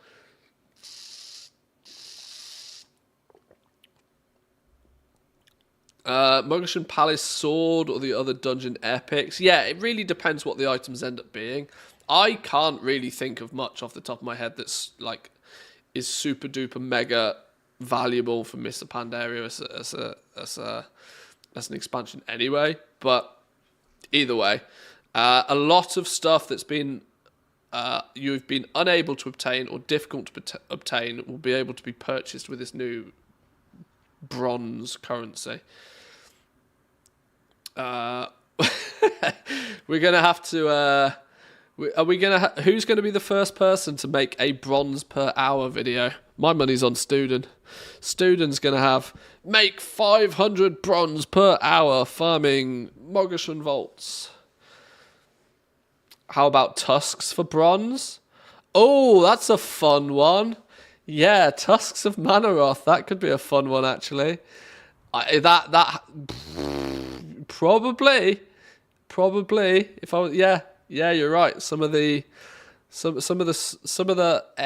uber rare appearances, maybe. Most of the mogs will end up being recolors. Most likely, yeah. Tomorrow, 10 a.m. server time. Yeah, the calendar seemed to indicate that it starts Friday, tomorrow, and will last until Sunday. So just a 2-day. We might have to do a bit of streaming on these days. I don't usually stream on a Saturday, but we might have to. I don't think I've got much planned this day anyway.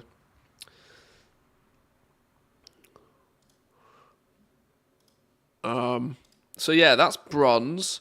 Players won't be able to use the auction house in World of Warcraft Remix Mists of Pandaria. So they're clearly trying to remove the economy as a variable. This, along with a few other things, pushes it more into a solo experience for me. We'll see.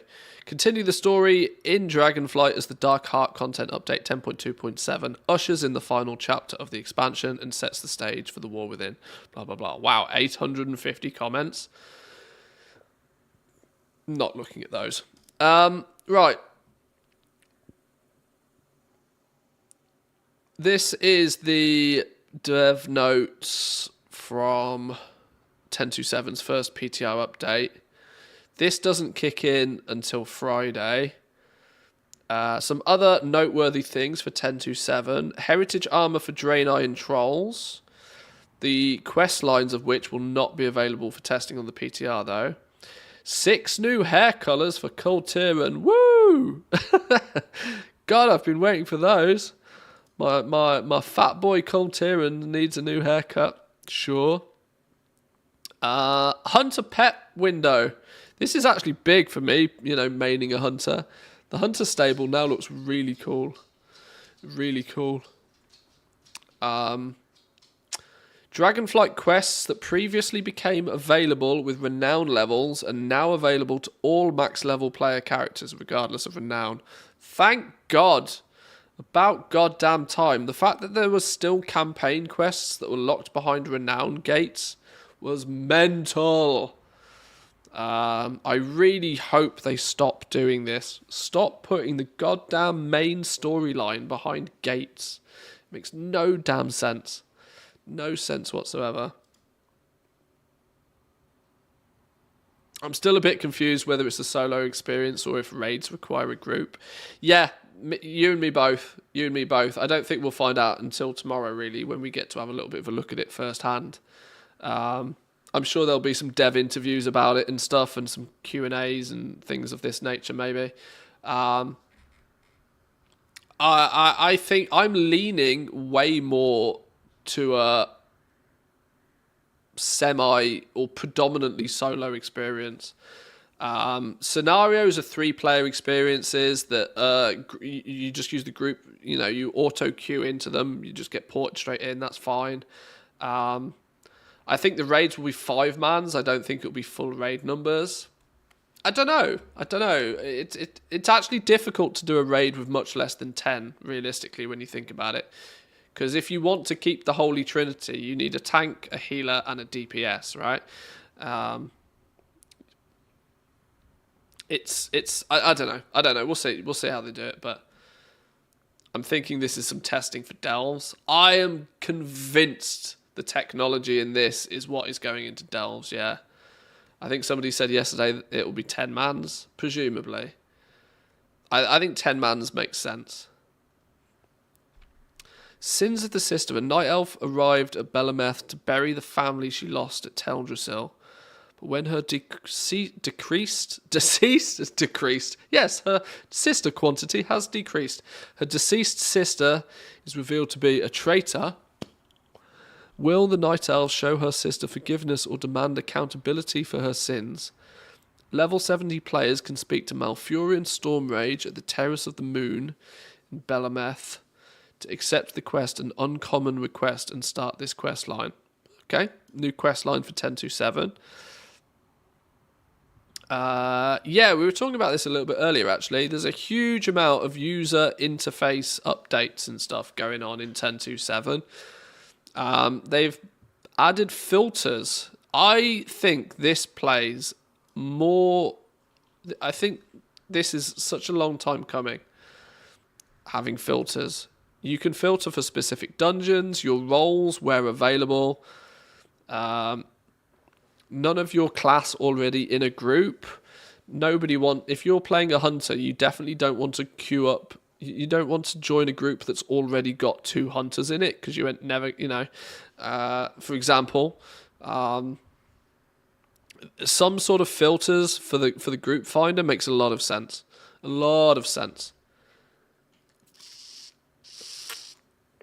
I haven't seen much of this yet, but filters make a lot of sense. I want to give them some feedback on the auction house filter. Why not have it filter for each expansion instead of only the latest? Yeah, I suppose.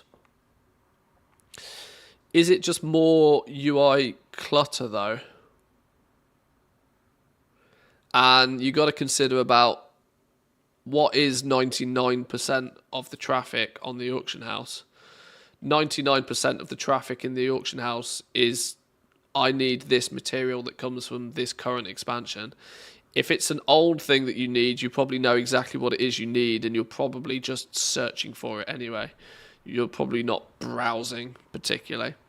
You got to think that it's that filter is for browsability. If you're browsing for a new piece of gear, for example, if you're browsing for a bunch of materials for your profession, if it's from a past expansion, you're probably not browsing, you're probably actively searching, but I don't know, you could be right. Yeah. Helpful to buy multiple. Yeah, you might be right. Let's say, yeah, if you're leveling, if you're leveling up your, I don't know, your warlords or Draenor professions or something, maybe. Yeah.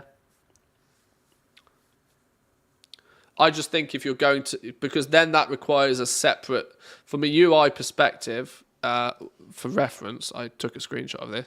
For reference, we're talking about this, the fact that you can now do your current expansion only as a filter. If you were to have, you would then need a separate drop down that has every expansion, and this is already a drop down. It's hard to do a drop down in another drop down and make it look neat. I mean, I guess you could probably have the select this and then an arrow that has then all of the expansions with tick boxes. Maybe there's a nice way to do this. Possibly, who knows? 10-minute warning for your retail achievement. Oh my god, you're an absolute gem. You're an absolute god amongst men. You're right. You're right.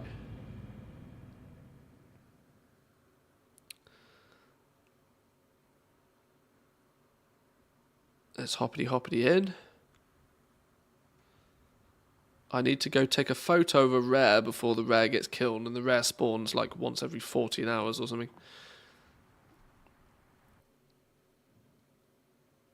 Come on, let me in. Put some more tunes on.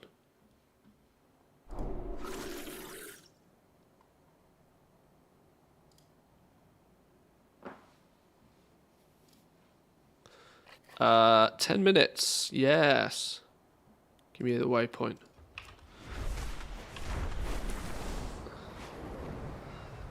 Let's get there nice and early.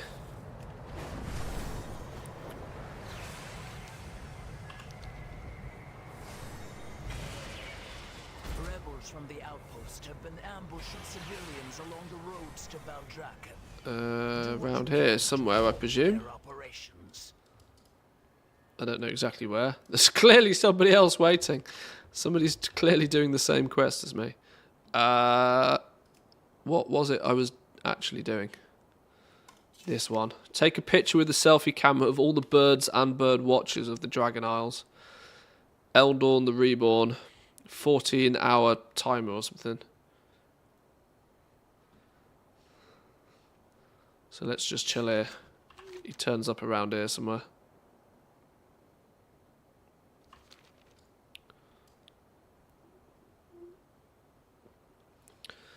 What are we activating as today's Manthy rant? Must take 11 minutes or more.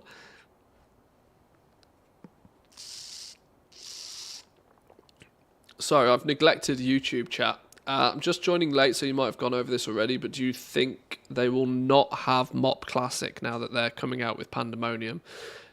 No, I think they will run side by side. I think they appeal to different players.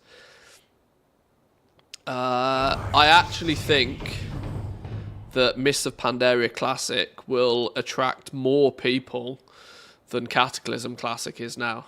I think Cataclysm Classic is what they have to just get through so that they can do Mists of Pandaria Classic. I think there's far more interest for Mists of Pandaria Classic. I think by the time that we see this WoW remix, Mists of Pandaria, we'll more understand why there will still be a MOP Classic, because it's not WoW remix Pandaria is like, I don't know how to best describe it, as like it's an event. It's not a replay of that expansion. Classic is like allowing you to relive those same vibes in a partial way at least. Reliving that experience. These remixes are not meant to tick that same box. They're meant to just offer something new for retail, I think, but using the old expansion as like the template for or the landscape for play. I was trying to think, why did they pick Pandaria for this and not other expansions? My thoughts is that Pandaria is the first modern retail expansion. In terms of the fact that it had Mists of Pandaria had most everything from the word go that was considered modern. It had modern style dungeons. It had LFR from the word go. It had your group finder stuff implemented. It was the first kind of full... Cataclysm was where they started to make that change. Wrath of the Lich King was like the pinnacle of the old style Warcraft expansions. Cataclysm was the transition. And then Mists of Pandaria was like the first modern WoW expansion, if that makes sense. Even though Mists of Pandaria came out, over 10 years ago now? I don't know. Oh, shit. Hang on. Where, what? Where is he? It says he spawned. Ah, here he is. Flipping hell. Selfie camera. Go. Boop. Did it do it? Yes. Beautiful. Got him. Got him. I'm even not going to kill him. Is he tameable? Oh my god, is he tameable? He's probably not, is he? But that's a sick.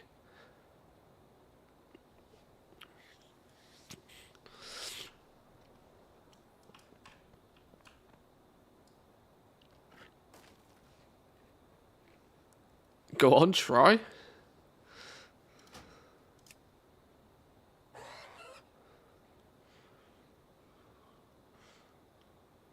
Do I not even have tame on my hotbars? Clearly not. I mean, there's people here that are going to kill him, so I assume not. Where's me pet button thing? Oh, now he's dead. Yeah, that was clearly going to happen anyway, wasn't it? It would probably say tameable. Hi from Australia. How's things going? Welcome in, Team Australia. I'm still suffering with the flu a touch. I'm not in the best of health at the moment, but with some new World of Warcraft news, I'm a happy man, so... Boom. Got him.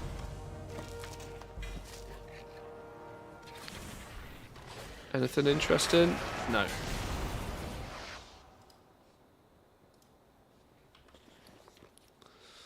Dreambound leather legs. No. Okay. Right. That was the only thing I needed to do particularly right here, right now. We don't have storms for another half an hour, so we can log out of retail for now. Let's log on to the PTR and let's just have a look. Have a little looky. That one.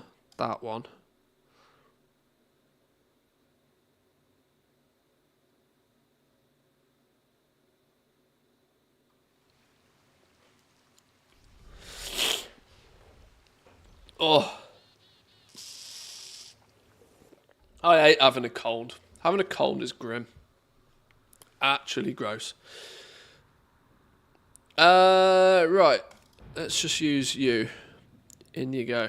I can showcase the new pet UI. New pet UI is very cool.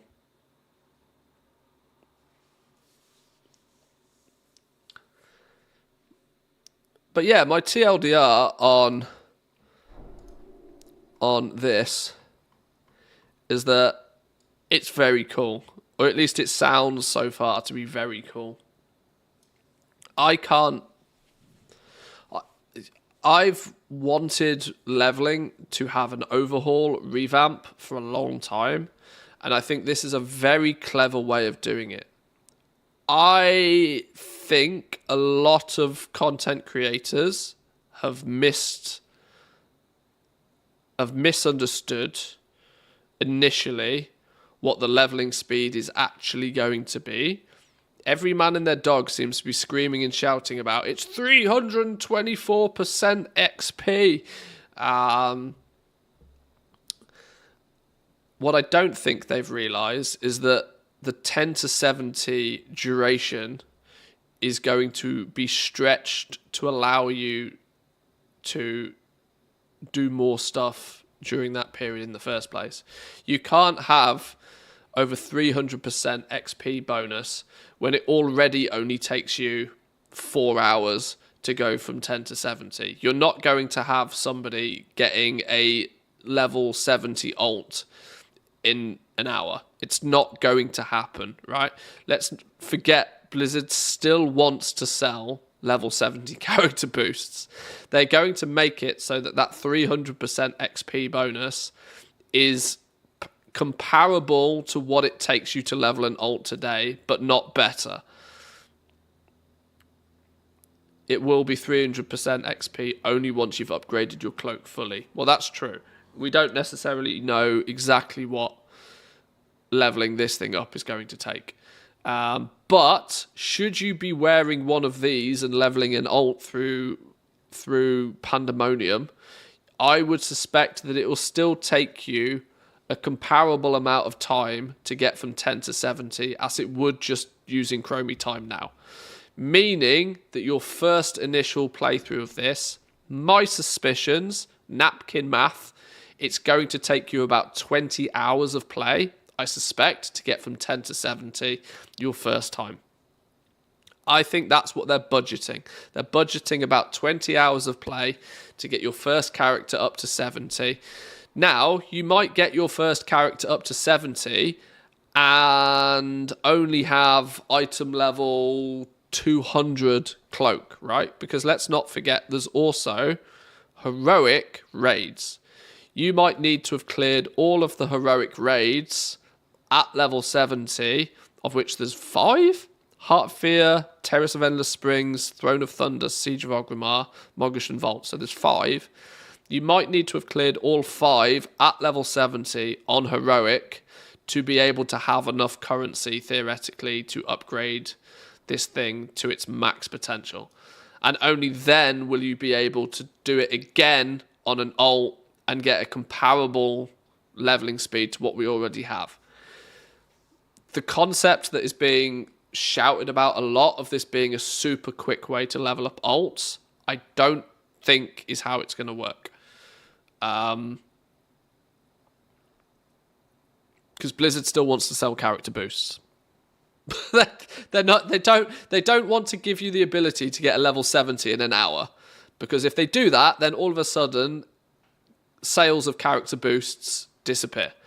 And that is too fast for you to do any of this. It completely removes any reason for you to do any of this. So it's got to take, my guess is about 20 hours for your first 10 to 70. That's my suspicion.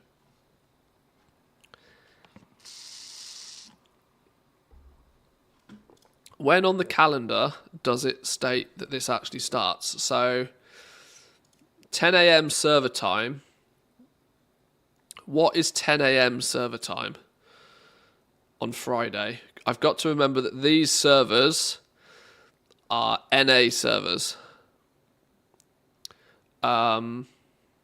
So 10 a.m. server time. It's 5 a.m. for me now. My local time is 3:30 plus 5 hours. 9 o'clock. Okay, Friday evening stream. Testing out some Pandamonium action. Going on till 10 p.m. on Sunday.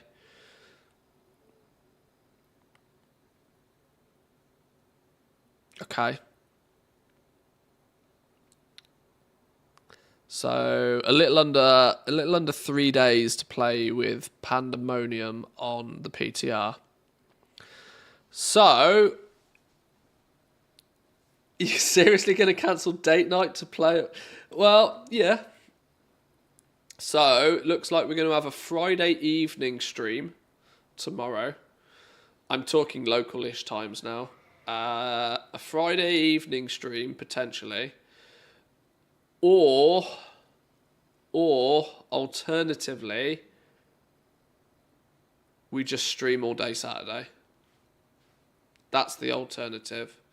I sign off Saturday as a day to just play this. Considering that I'm not in the best of health currently at the moment, it makes a lot of sense for me to maybe just play all day Saturday. Start at our usual stream time, but on a Saturday, just play through on Saturday and have a little bit of a play with it. Or we send a gift to Mrs. Manthius and you do both. It's her birthday next week. I need to get her a gift myself.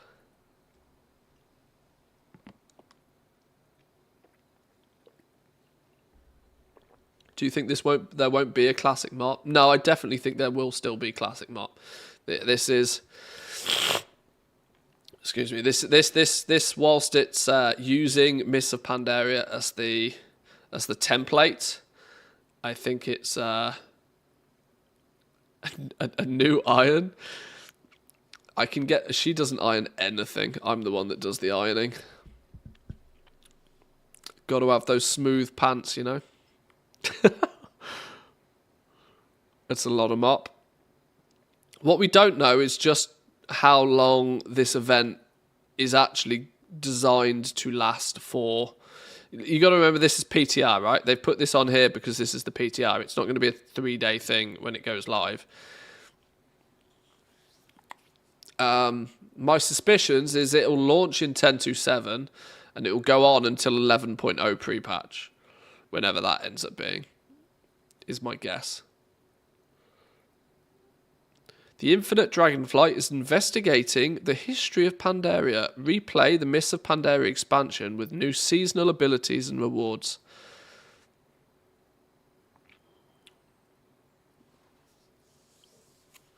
Yeah, this is what I'm considering this like retail plus mode. It's going to use the retail client. Your characters and everything, by the way, it should be noted, are all going to be retail characters. Skills, abilities, all of that is going to be true of what we have currently on retail. Will just be in Pandaria.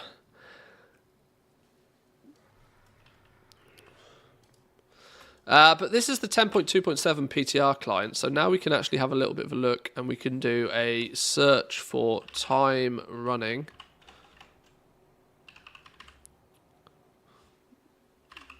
So these are all the new mounts that we're going to get in the time running Pandamonium. Can we also have... Oh, we can't do both. Oops.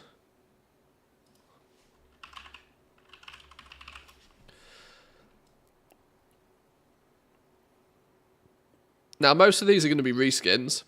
In fact, I think all of them. I'm pretty convinced all of them are reskins.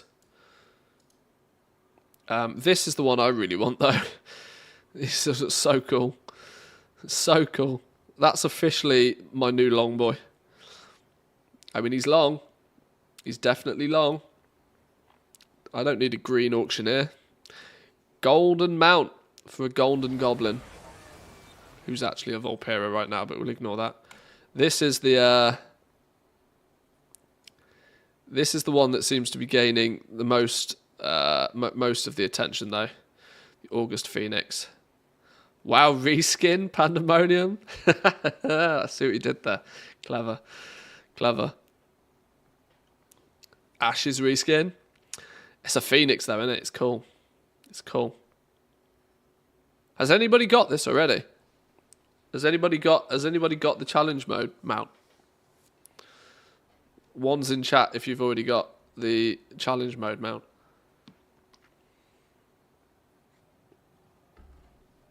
From way back in the day. Can't be many of you. Black Yak.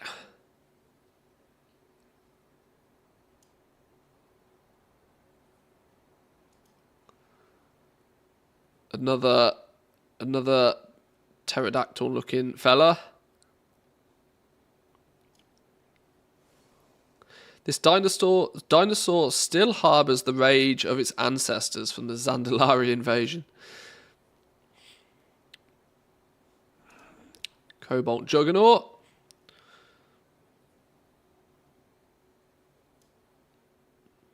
I've always thought that this, considering it is a mining and logging machine, I've always thought that this should... can I move this window? No. I've always thought that this should give you bonus mining speed or something.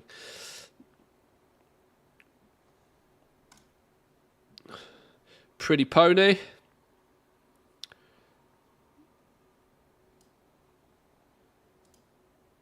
Couple of colours of a pretty pony.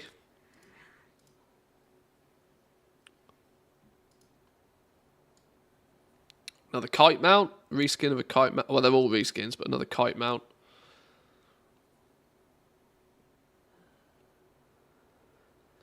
I've no idea what I was doing in MOP or WOD. I know I played them a lot, but I don't seem to have any progress from back then that actually translates to now. Well, Warlords of Draenor, you're lucky if you stepped out your garrison. That was the problem with that whole expansion. The initial leveling was really cool. But then once you dinged max level, you just sat in your garrison and never moved.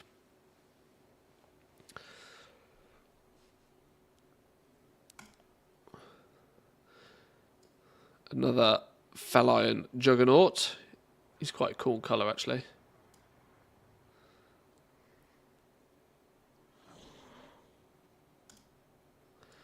Another pony. Is that like pony number 4 at this point? Where did we get to?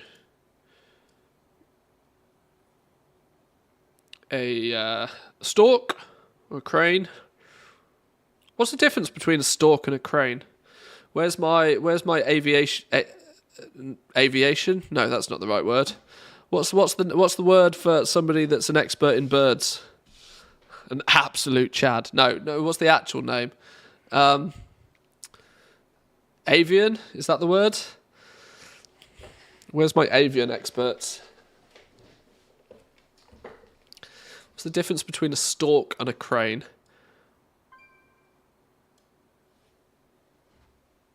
Storks bring babies. Storks bring babies. Cranes use condoms. Is that what it is? I don't know. I'm sure there's some science between it. I know one of them makes a horrifically loud noise at 4 o'clock in the morning, and there's my mother and father-in-law at their house. They live out in the country. If we ever go and stay over at theirs, there's a crane. There's 2 cranes that live down by the lake that's near their house.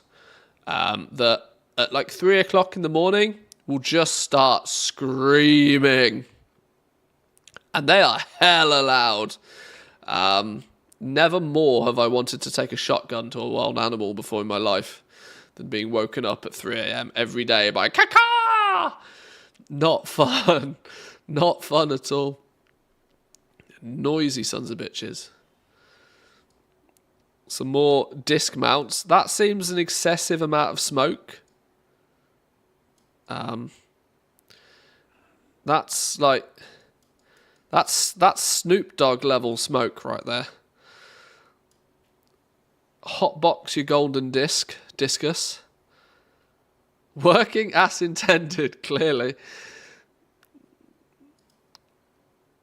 We have some more Quillen mounts. This dude's clearly got a headache.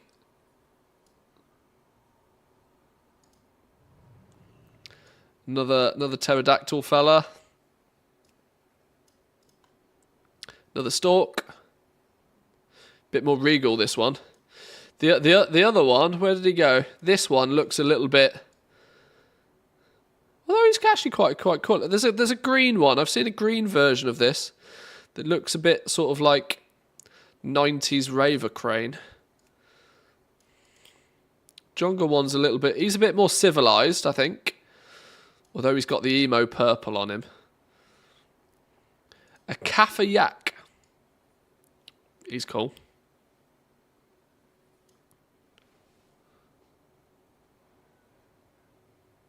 Kaffir yak. It's unclear whether Grummies named this yak after its colour or its purpose. What does Kaffir mean? What does Kaffir mean? Is this an in-joke that I don't get?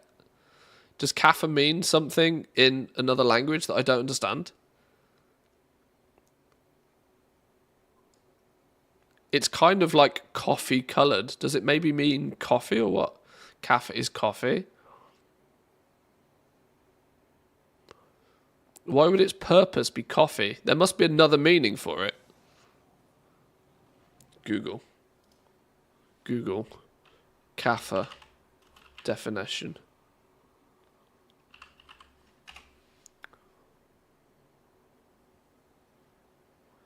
A native or an inhabitant from the Kaffir region in southwest Ethiopia. What the fuck? Kaffir. To erect, to put up. What?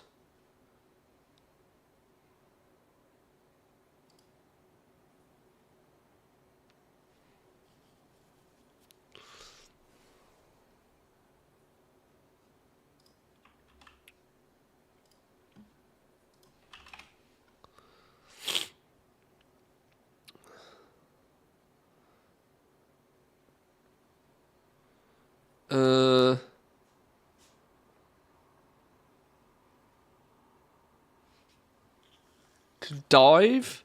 To go so deep underwater that one can't be seen? In what language? Icelandic?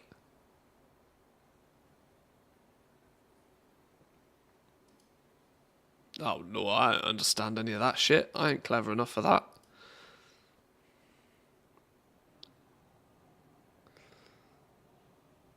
Coffee means coffee as well.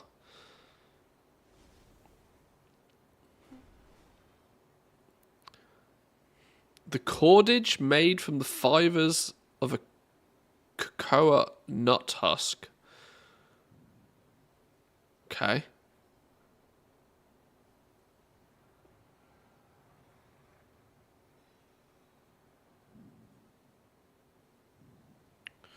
Anyway.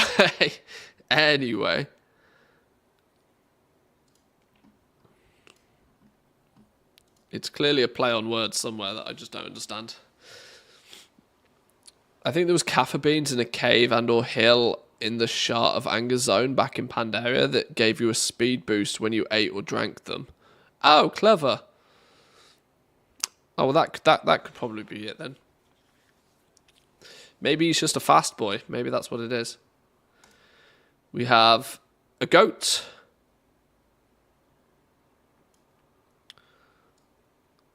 What this goat lacks in size makes up for in stubbornness, like most goats. Yeah, look at this dude. Techno raver. This crane belongs in the club. He's got his club neons on.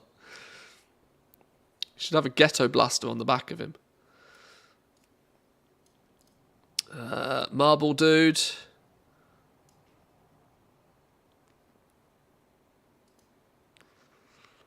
Another yak. What's this one say? Unlike its burden-bearing kin, this yak prefers to travel light and go no more than a mile at a time.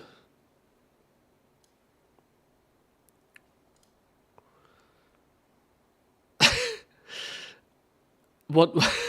Too much fog, Blizzard. Too much fog. Another pterodactyl, purple one this time. Pink boy. Pink skinny boy.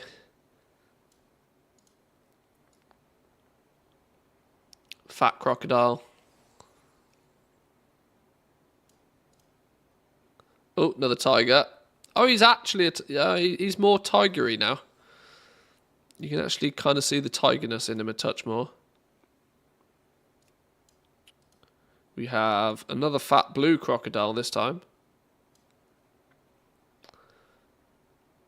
It can be tamed. It will demand a second, third, or even a fourth breakfast every day. Wow. Another pink. How many of these are there now? How many cranes are there? Jesus, look at the recolors of the cranes. 1, 2, 3, 4, 5, 6, 7. 7 reskins of the crane mount? Jesus. There might be 32 new mounts, but 7 of them are the same. Another goat. So the reality is here, for most, right, it's just a bunch of reskins. 32 sounds like a real big number, but it's just a bunch of reskins. Probably ones that they had in the bank from way back in the day and just never used. Because all you have to do is put the skin in Photoshop, move the hue slider across, and export it. Job done. Making the reskins clearly isn't that time consuming. But the best ones, without doubt, are this, the Astral Emperor's Serpent, and the August Phoenix. This one you get by doing nothing more than hitting level 20. So this is going to be the every man and their dog can basically have this. GG, well played. The Serpent dude, though, which is the other cool one, comes from... I found this yesterday. Comes from... Where'd it go? Here. Veil of Eternal Blossoms. Complete 2 of the following achievements. Golden Lotus. So earn Exalted with a Golden Lotus. That's 1.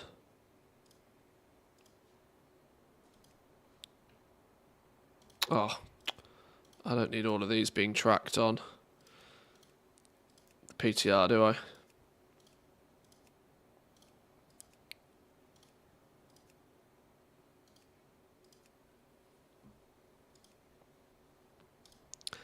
Looking for group Veil of Eternal Blossoms. Complete the following group activities in Veil of Eternal Blossoms. Mogasham Palace, Scarlet Hall, Scarlet Monastery, Scholomance, Raid Finder, Terrace of Endless Springs.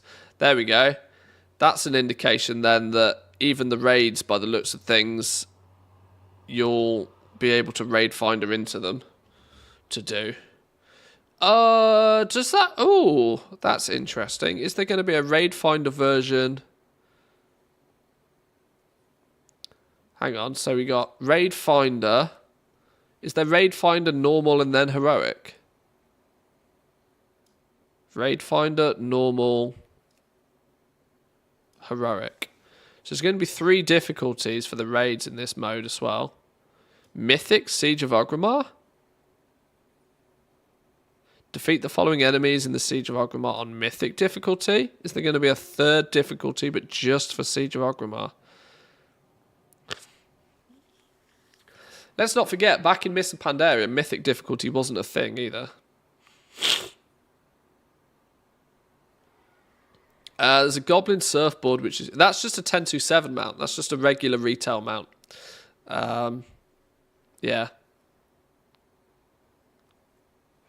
So if we look actually at... Was Siege of Orgrimmar the last raid you had access to? Siege of Orgrimmar. from 60 to 70. So this one maybe has a mythic version as well.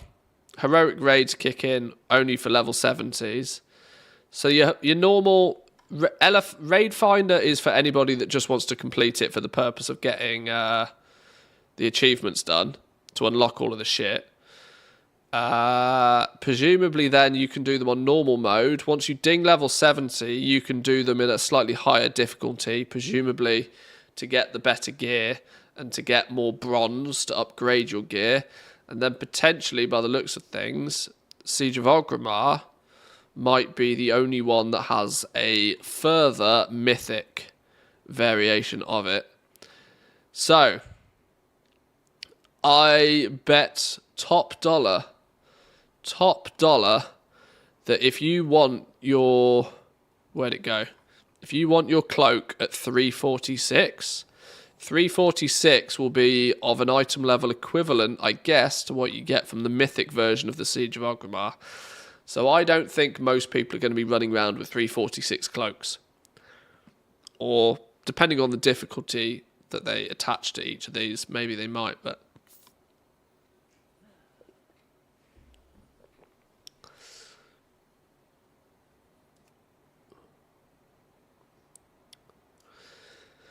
So we have, by the looks of things, we have the world bosses as well. Shower of Anger, Nalak, Undasta. Timeless Isle ones. Red Crane, Jade Serpent, Black Ox, and the White Tiger. And Ordos over on the Timeless Isle as well. Dungeons seem to only have achievements to indicate a single difficulty.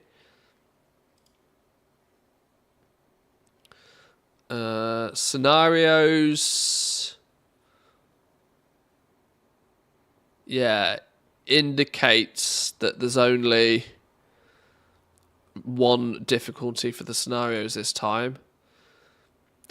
Recover treasures, defeat rare enemies, and reveal the covered areas of the Jade Forests with a time runner.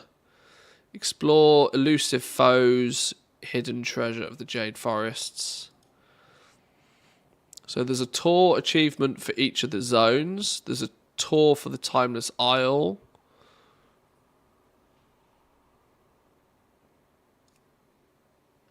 Explorations. You can see the reward for all of these is bronze caches.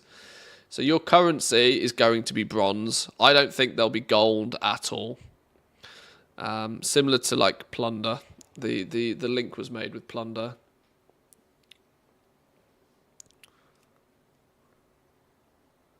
Hidden treasures in all of the zones. Elusive foes for killing all of the rares.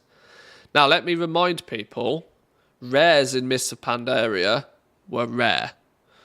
There were certain rares that had very long respawn times. I wonder what they're going to do about these. Or whether people will just camp them for the kill.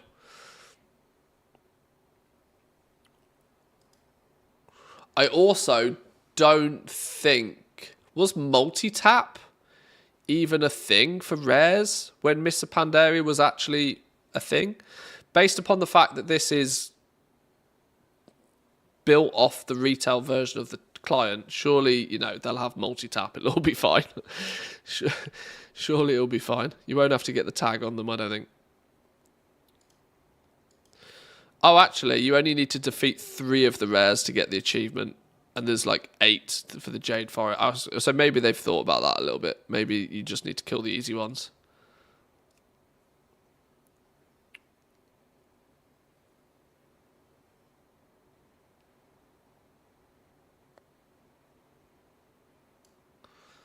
There's the rep grinds.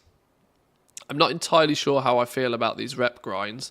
Now, in theory, if you actually level through each of the zone, you get... If memory serves me right, if you clear a zone, you used to leave the zone about Revered, and Revered to Exalted was predominantly done by doing dailies way back when in Mists of Pandaria. I wonder if they'll have tweaked anything to mean that if you just clear a zone, you'll get Exalted. I suspect. I remember groups fighting for the tags of the rares. Yes. Yes. Yeah, I don't particularly want daily rep grinds, if I'm honest. I agree with you on that one, which makes me hope that they balance it so that if you just do all of the quests and maybe the dungeons and the scenarios from a zone, if you do all of the content once from a zone, I hope that's enough to give you, like, the faux exalted rep for this faction.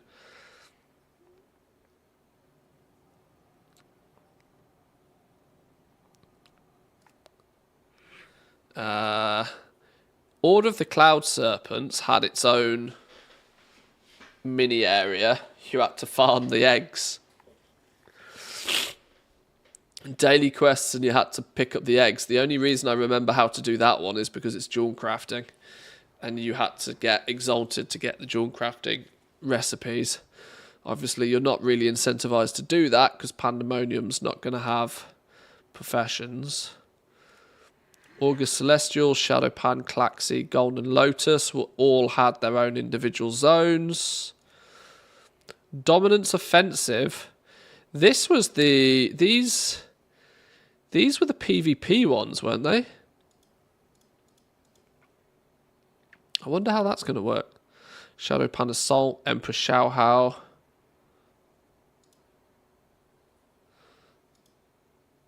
Complete the Jade Forest storylines listed below with a time runner. Greater bronze cash from doing the campaigns. So yeah, this leads me to believe that if you just want to, like, the group, I think this is going to be very solo, should you wish it to be. I think this is super duper mega casual solo friendly. Plunderstorms were, without question, very focused towards PvP. You could kind of do it in a PvE-esque way, just grinding your way through, but Plunderstorm, let's be real, was a PvP mode. This is feeling very PvP. If you just go through the zones and you do the storyline,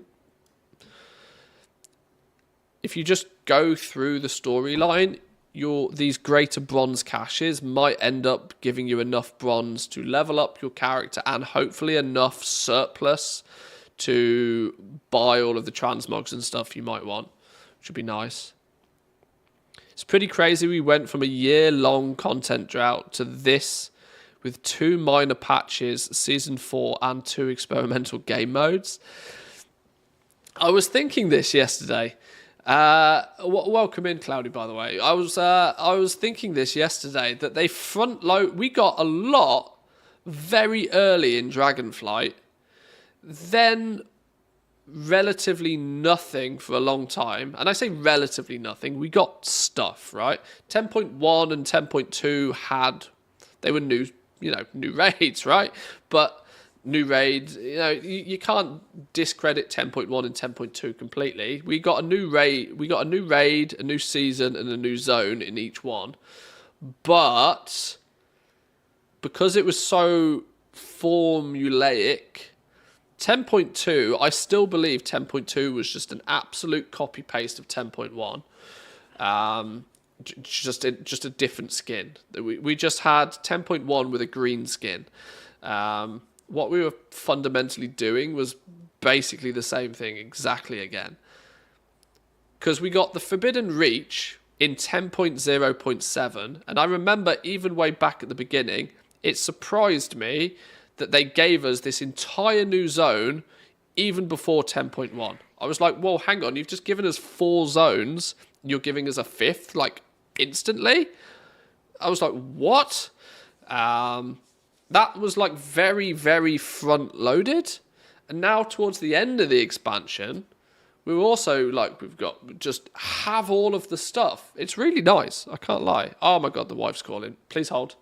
Please hold.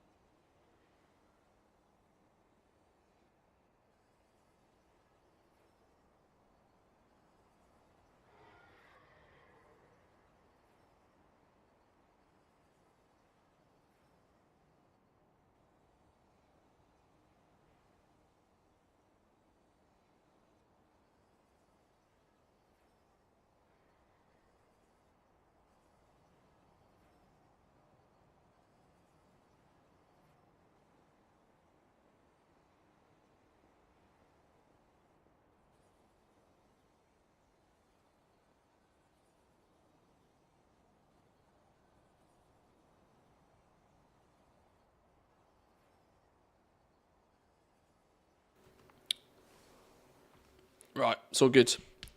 It's all good. He's breaking the news of no date night and the weekend lost to WoW.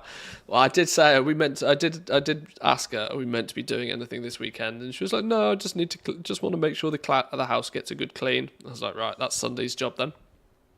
So we are streaming on Saturday. We'll do that. We'll do Pandamonium testing on Saturday.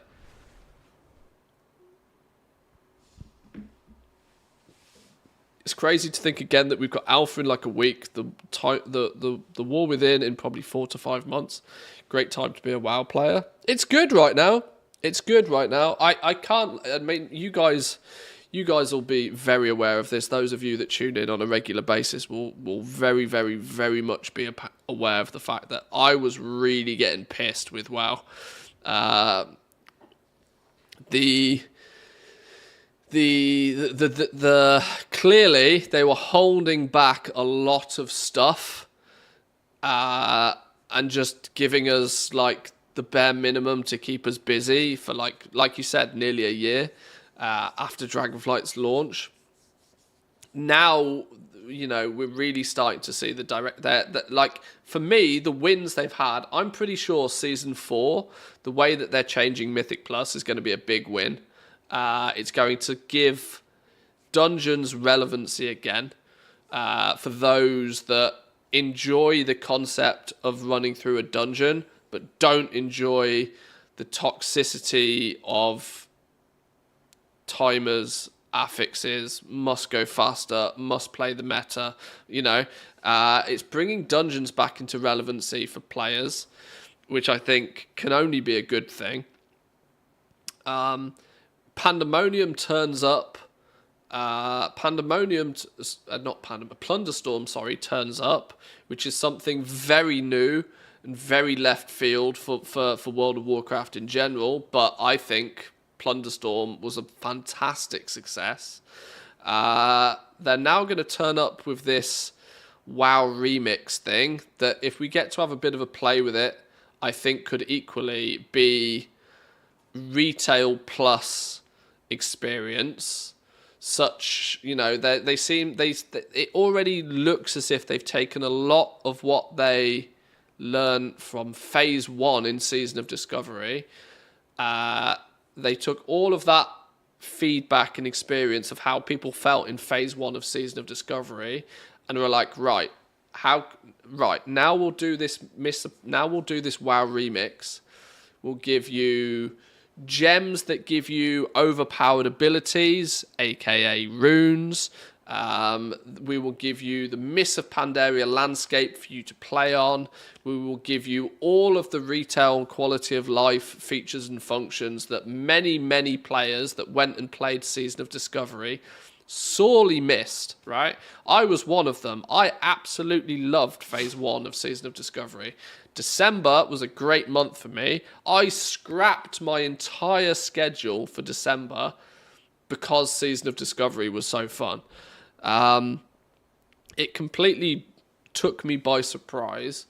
And I think a lot of people did the same. And so clearly they've taken knowledge from that and applied it to this. And hopefully this will be like the retail plus semi-seasonal thing that people can play through as an alternative to the main game. I think they're really going in a good direction. Really going in a good direction.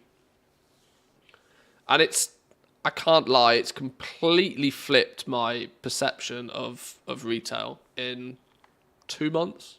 It's pretty good. The way they're posturing it makes me think this will be a regular end of expansion thing alongside a fated season, but for other expansions. That is definitely an option. It is definitely an option that they could do this. It's like to kill the lull period. Blizzard have had this problem forever, that they release all of the content at a steady pace, steady-ish pace, and then there's this big gap until the next expansion launches. And in some cases, it's been as long as 13 months long. And this is kind of why fated seasons became a thing. Let's not forget that we should have had... They scrapped an entire tier at the end of BFA, and to weather that storm of scrapping an entire tier, they gave us corruption and stuff along those lines. So we got our first sort of like, here's the same thing again, but with a twist. That's what we got at the end of BFA. Shadowlands, they did the same again. I think this might be more of something that we see once every 4 to 6 months rather than once an expansion. Or at least if it's worthwhile and it's fun and it's enjoyable, I hope it comes around more recently, but we'll see. Yeah, WoW 2 is WoW 2 is the gamer answer. WoW 2 is the obvious gamer answer. Like, okay, we feel that we need a complete fresh reset. We just want WoW 2. You know, we're players of a video game. We're not the developers, right? Yeah, just it's the easy, obvious thing to throw out there. Just make it all again and make it better. That's the obvious gamer answer, right? But obviously the creative people behind, you know, the smart individuals that make these games in the first place, the actual creative people have clearly come up with a good, I think, relatively smart way of reusing the expansions that they've already got, meaning that the development time on producing these remixes shouldn't be too detrimental. It doesn't mean that, you know, it doesn't mean that they can have to forego doing something that they would normally. They can do this alongside doing everything else. It's a good direction, I think. Hope they skip WoW 2, just go straight to WoW 3, maybe. Try opening the looking for group dungeon UI, check the filters. If that's possible, adding each expansion could also be possible to that window. So they've made some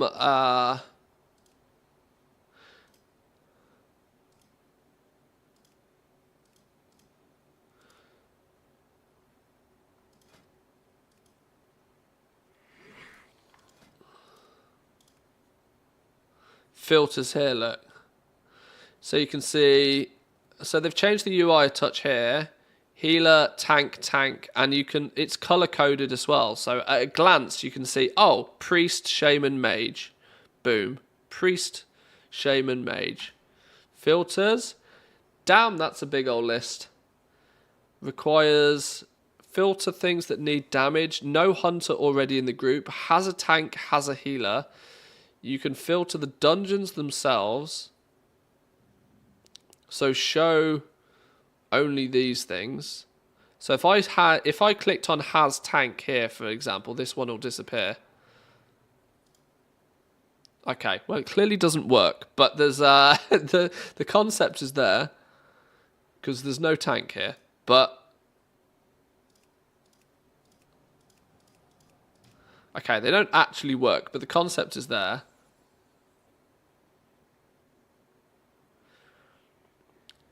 Minimum mythic plus rating, difficulty options, and then all the language options.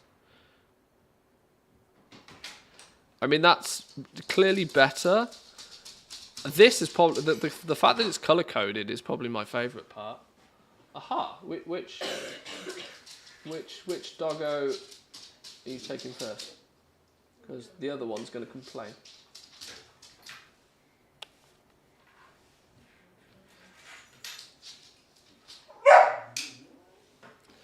Mrs. Matthews has come to take the dogs for a walk. Or dog, singular, one at a time.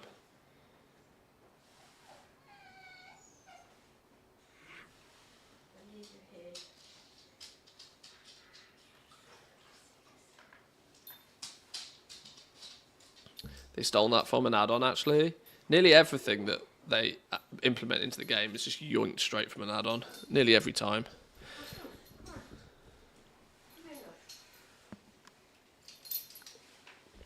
But it's dead simple, right? That kind of just, at a glance, you can go, oh, this is in the group. This is who's in the group already.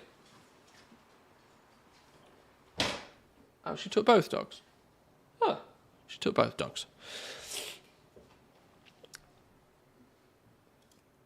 Oh, maybe if I do this, has tank, and then search again. Oh, okay, so it does work. It's just not... Okay. You have to set your filters and then do a search again. Boop. Okay.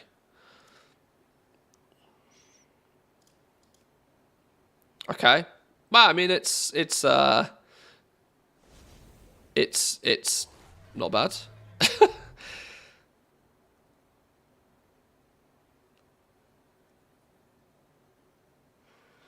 Is it yoinked from an add-on or natural progression that an add-on solved first?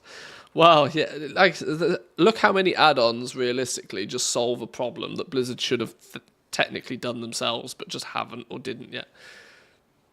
They're professional yoinkers. That is for sure.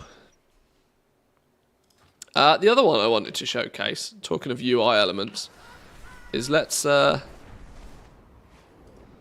at the pet one. For any fellow hunters out here, check this out. Boom! Look how beautiful that is now. Check this out for a stable UI. Hunter stable's really cool. So it shows what you've got active. This bonus one at the end for any hunters that play hunters is your animal companion. Whatever you put in here, it will pull this pet out when you use your animal companion bonus. Shrink head, please. There's not much to see in that bottom corner. I haven't got move anything add-ons, so I can't move. But you have some filters down the sides of all of your different pets. It puts them in different groups. Ferocity, tenacity, whatever. The quantity of pets that are in your stable, as you can see, whilst I may be a hunter, I don't particularly tame many pets. Some filters for the different pets, sort by spec, family, name, exotics. So, I mean, if you've got 200 pets in your stable, previously, it's been a bit of a pain in the ass to figure out which ones you want. Renaming your pets, by the way. You can rename at will. You don't now need one of those scrolls of ownerships or whatever the hell they were called, which is quite nice.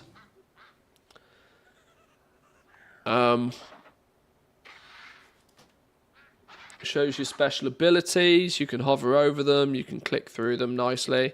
From your stable, you can now release them or put them back in the stable. Although you can actually just drag and drop. You can drag and drop them in place. Or you can release them from here. I don't know how many hunters... I mean, realistically, I don't know particularly why you release your captured ones anyway, but you can release them from here now. You don't have to summon them and then abandon them. And they've also changed abandon to release, by the way. I don't know whether it's... Release shouldn't be a thing, in my opinion. They should just be collectibles. Yeah, I don't understand why you'd ever release them, honestly. It should just become a collectible thing.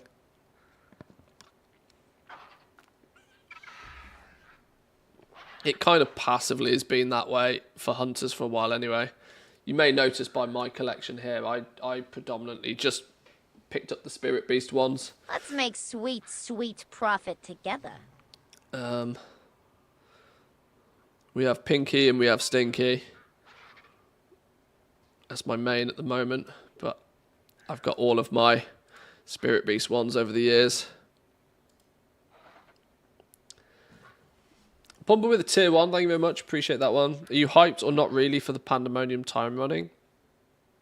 As a concept, I think it's fantastic. I hope they get the pacing right. I really, really, really hope they get the pacing right. I don't want Pandamonium or WoW Remix, whatever you want to call it. I don't want it to be the optimal way to level a character. I want that to just be a nice bonus. I would like it so that it takes your first character 20 to 25 hours to work through it zone by zone, a few hours per zone, do a couple of the dungeons. I want it to be so that if you see all of the content once, you ding level 70. That's the kind of pacing I would like it to be.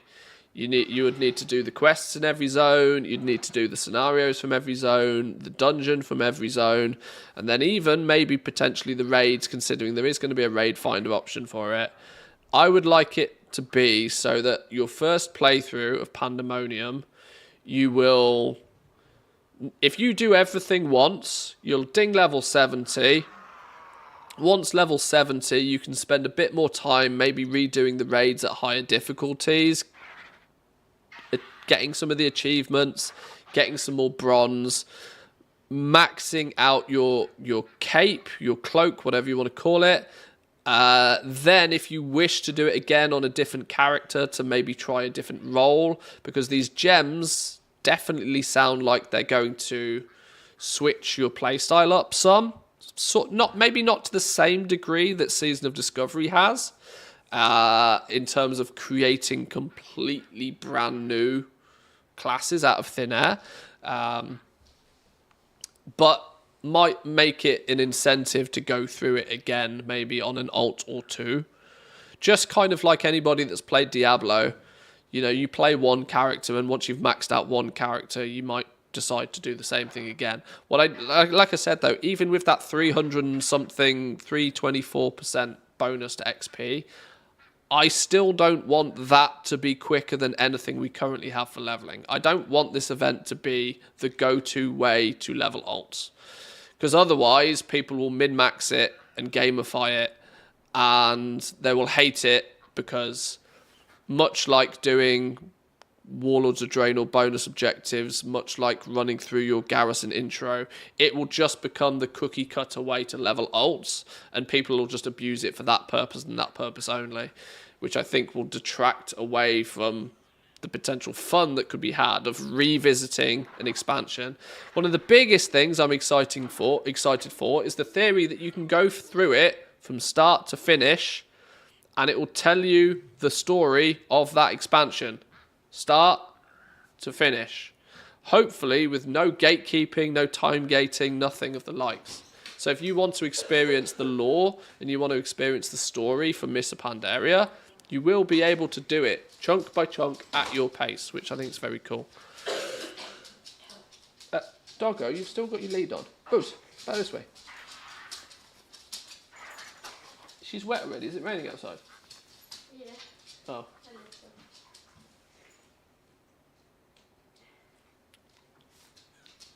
Back in one sec, boys.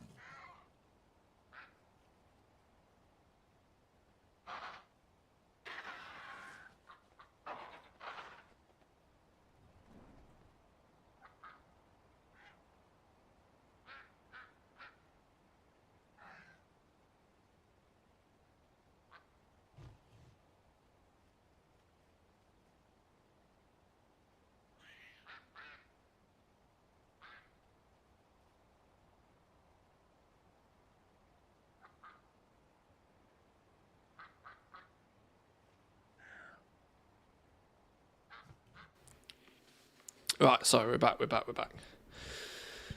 Let me catch up with chat. 324 XP buff, though, will obviously be very fast once you get that maxed out. It's a short patch too. It said modern WoW characters, so possibly.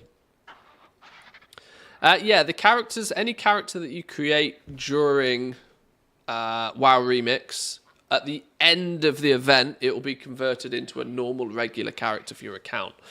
That also makes me think that there might be some limitation to how many characters you can possibly make. But we'll find out, I suppose. Too many ults already. Probably do it, but with an ATT mindset. I think the best way to see this will be to play through it slowly but surely from the beginning at your own pace. like I said, using I think if you think of it less as like a leveling option and more as like story mode, it's probably the best way you could go and learn the story of Mr. Pandaria today. Because anybody that didn't experience it way back when, which there's let's not forget, Mr. Pandaria is like 10 plus years old or something, and even then it was chunked up. Right now you'll be able to play through it. You'll be able to play through all of the quests, go through all of the scenarios, complete all of the raids, do all of the campaign stuff. You'll be able to play through it all from start to finish and get a good idea of the story potentially. I think from a story mode aspect, should be a big selling point of it, I think. I wonder how many slots they're going to add, though. 5 to 10 slots makes sense for me. I think they probably would want to artificially cap the amount of alts that you can have on this mode. Also, to disincentivize, is that the right word? Or to prevent people from using it as, like, I just want lots more max level characters, I'll level them in Pandamonium because it's easy and it's fast or something. I don't know, we'll see. Like I said, I'm hoping they get the pacing right. The pacing's really important. My number one problem with the leveling today is it's too fast. So in a weird way, I hope they slow it down. If they slow it down, you'll be able to absorb more of what's happening whilst you're doing it. And that, you know, is if you pick up a book and you only read every third page of a book, you're probably not going to get the story very well. But if you pick up a book and you read every page chronologically in order at your own pace, you'll probably finish the book and go, huh, good book. That's my theory on it, at least. Sounds like Chromie Time 2.0. It does feel a lot like that for sure, yeah. Welcome in, Me's Grind. I'm feeling okay. I'm not 100% alive, but I'm here.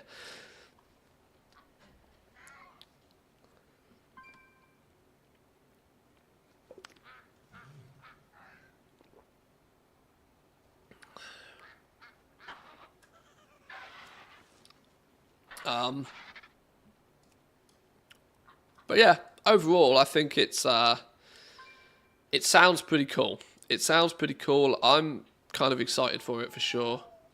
It kicks off. We can play test this for those interested.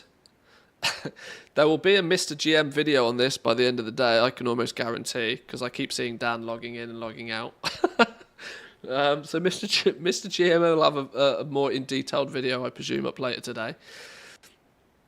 But if you want to have a bit of a play and a test of this, it kicks off tomorrow. Now remember, for all of Team EU, remember that 10 AM is server time, and the PTR servers are located on Team NA. So 10 AM for me is something along the lines of about 8 PM, I think. So the likelihood is we might not be streaming any of this tomorrow, but I'm sort of penciling in Saturday, a full day of streaming on Saturday to have a play with this and see what's what. If we get going on Saturday, do some questing, do some leveling on Saturday, testing it out, trying to poke through and do a few bits and pieces, we can see how it works then. That's my plan, at least, anyway. But boys and girls, due to the fact that I'm not at 100% health in the first place, you can probably tell by my voice that I have almost zero breathing capability through my nose right now due to this goddamn cold. I'm going to leave it there for today. Thank you all for joining. Thank you all for joining. I will desperately, in the very near future, try and get my stream schedule back up and running properly. Due to it's frustrating even me that I don't have a regular schedule at the moment. You always sound like shit. Yeah, I know. It's clearly a skill issue. But thanks all for joining us today, boys and girls. We'll be back again tomorrow. I haven't decided. We'll see how I feel tomorrow, honestly. Due to streaming on Saturday, we might see what we do tomorrow. We might do something ridiculous, like just play Power Washing Simulator or something tomorrow. I don't know. and we can just have a chat, have a chill. Raid Mr. GM. Is he online now? Is he streaming now? He probably is streaming by this time. In fact, he's probably well into his stream by now. Is Dan online? Oh, he is online. He's pumping numbers on Twitch right now, you know. He's absolutely smashing it. Yeah, we'll send you all over to Dan. He's probably doing PTR stuff as well. So say hi for me. Send him some questions. See if his answers line up with mine. And if they do, congratulate him. And if they don't, tell him he's wrong. No, be nice. Be nice. Be nice. Right, let me get this raid set up. Let's send you over that way, as he's probably doing something similar.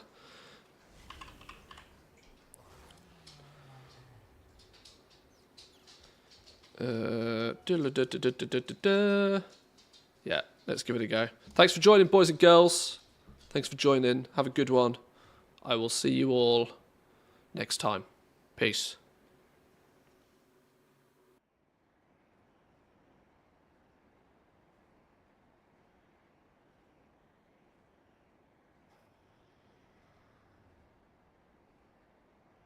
I can't remember what the specific... No, that ain't in it.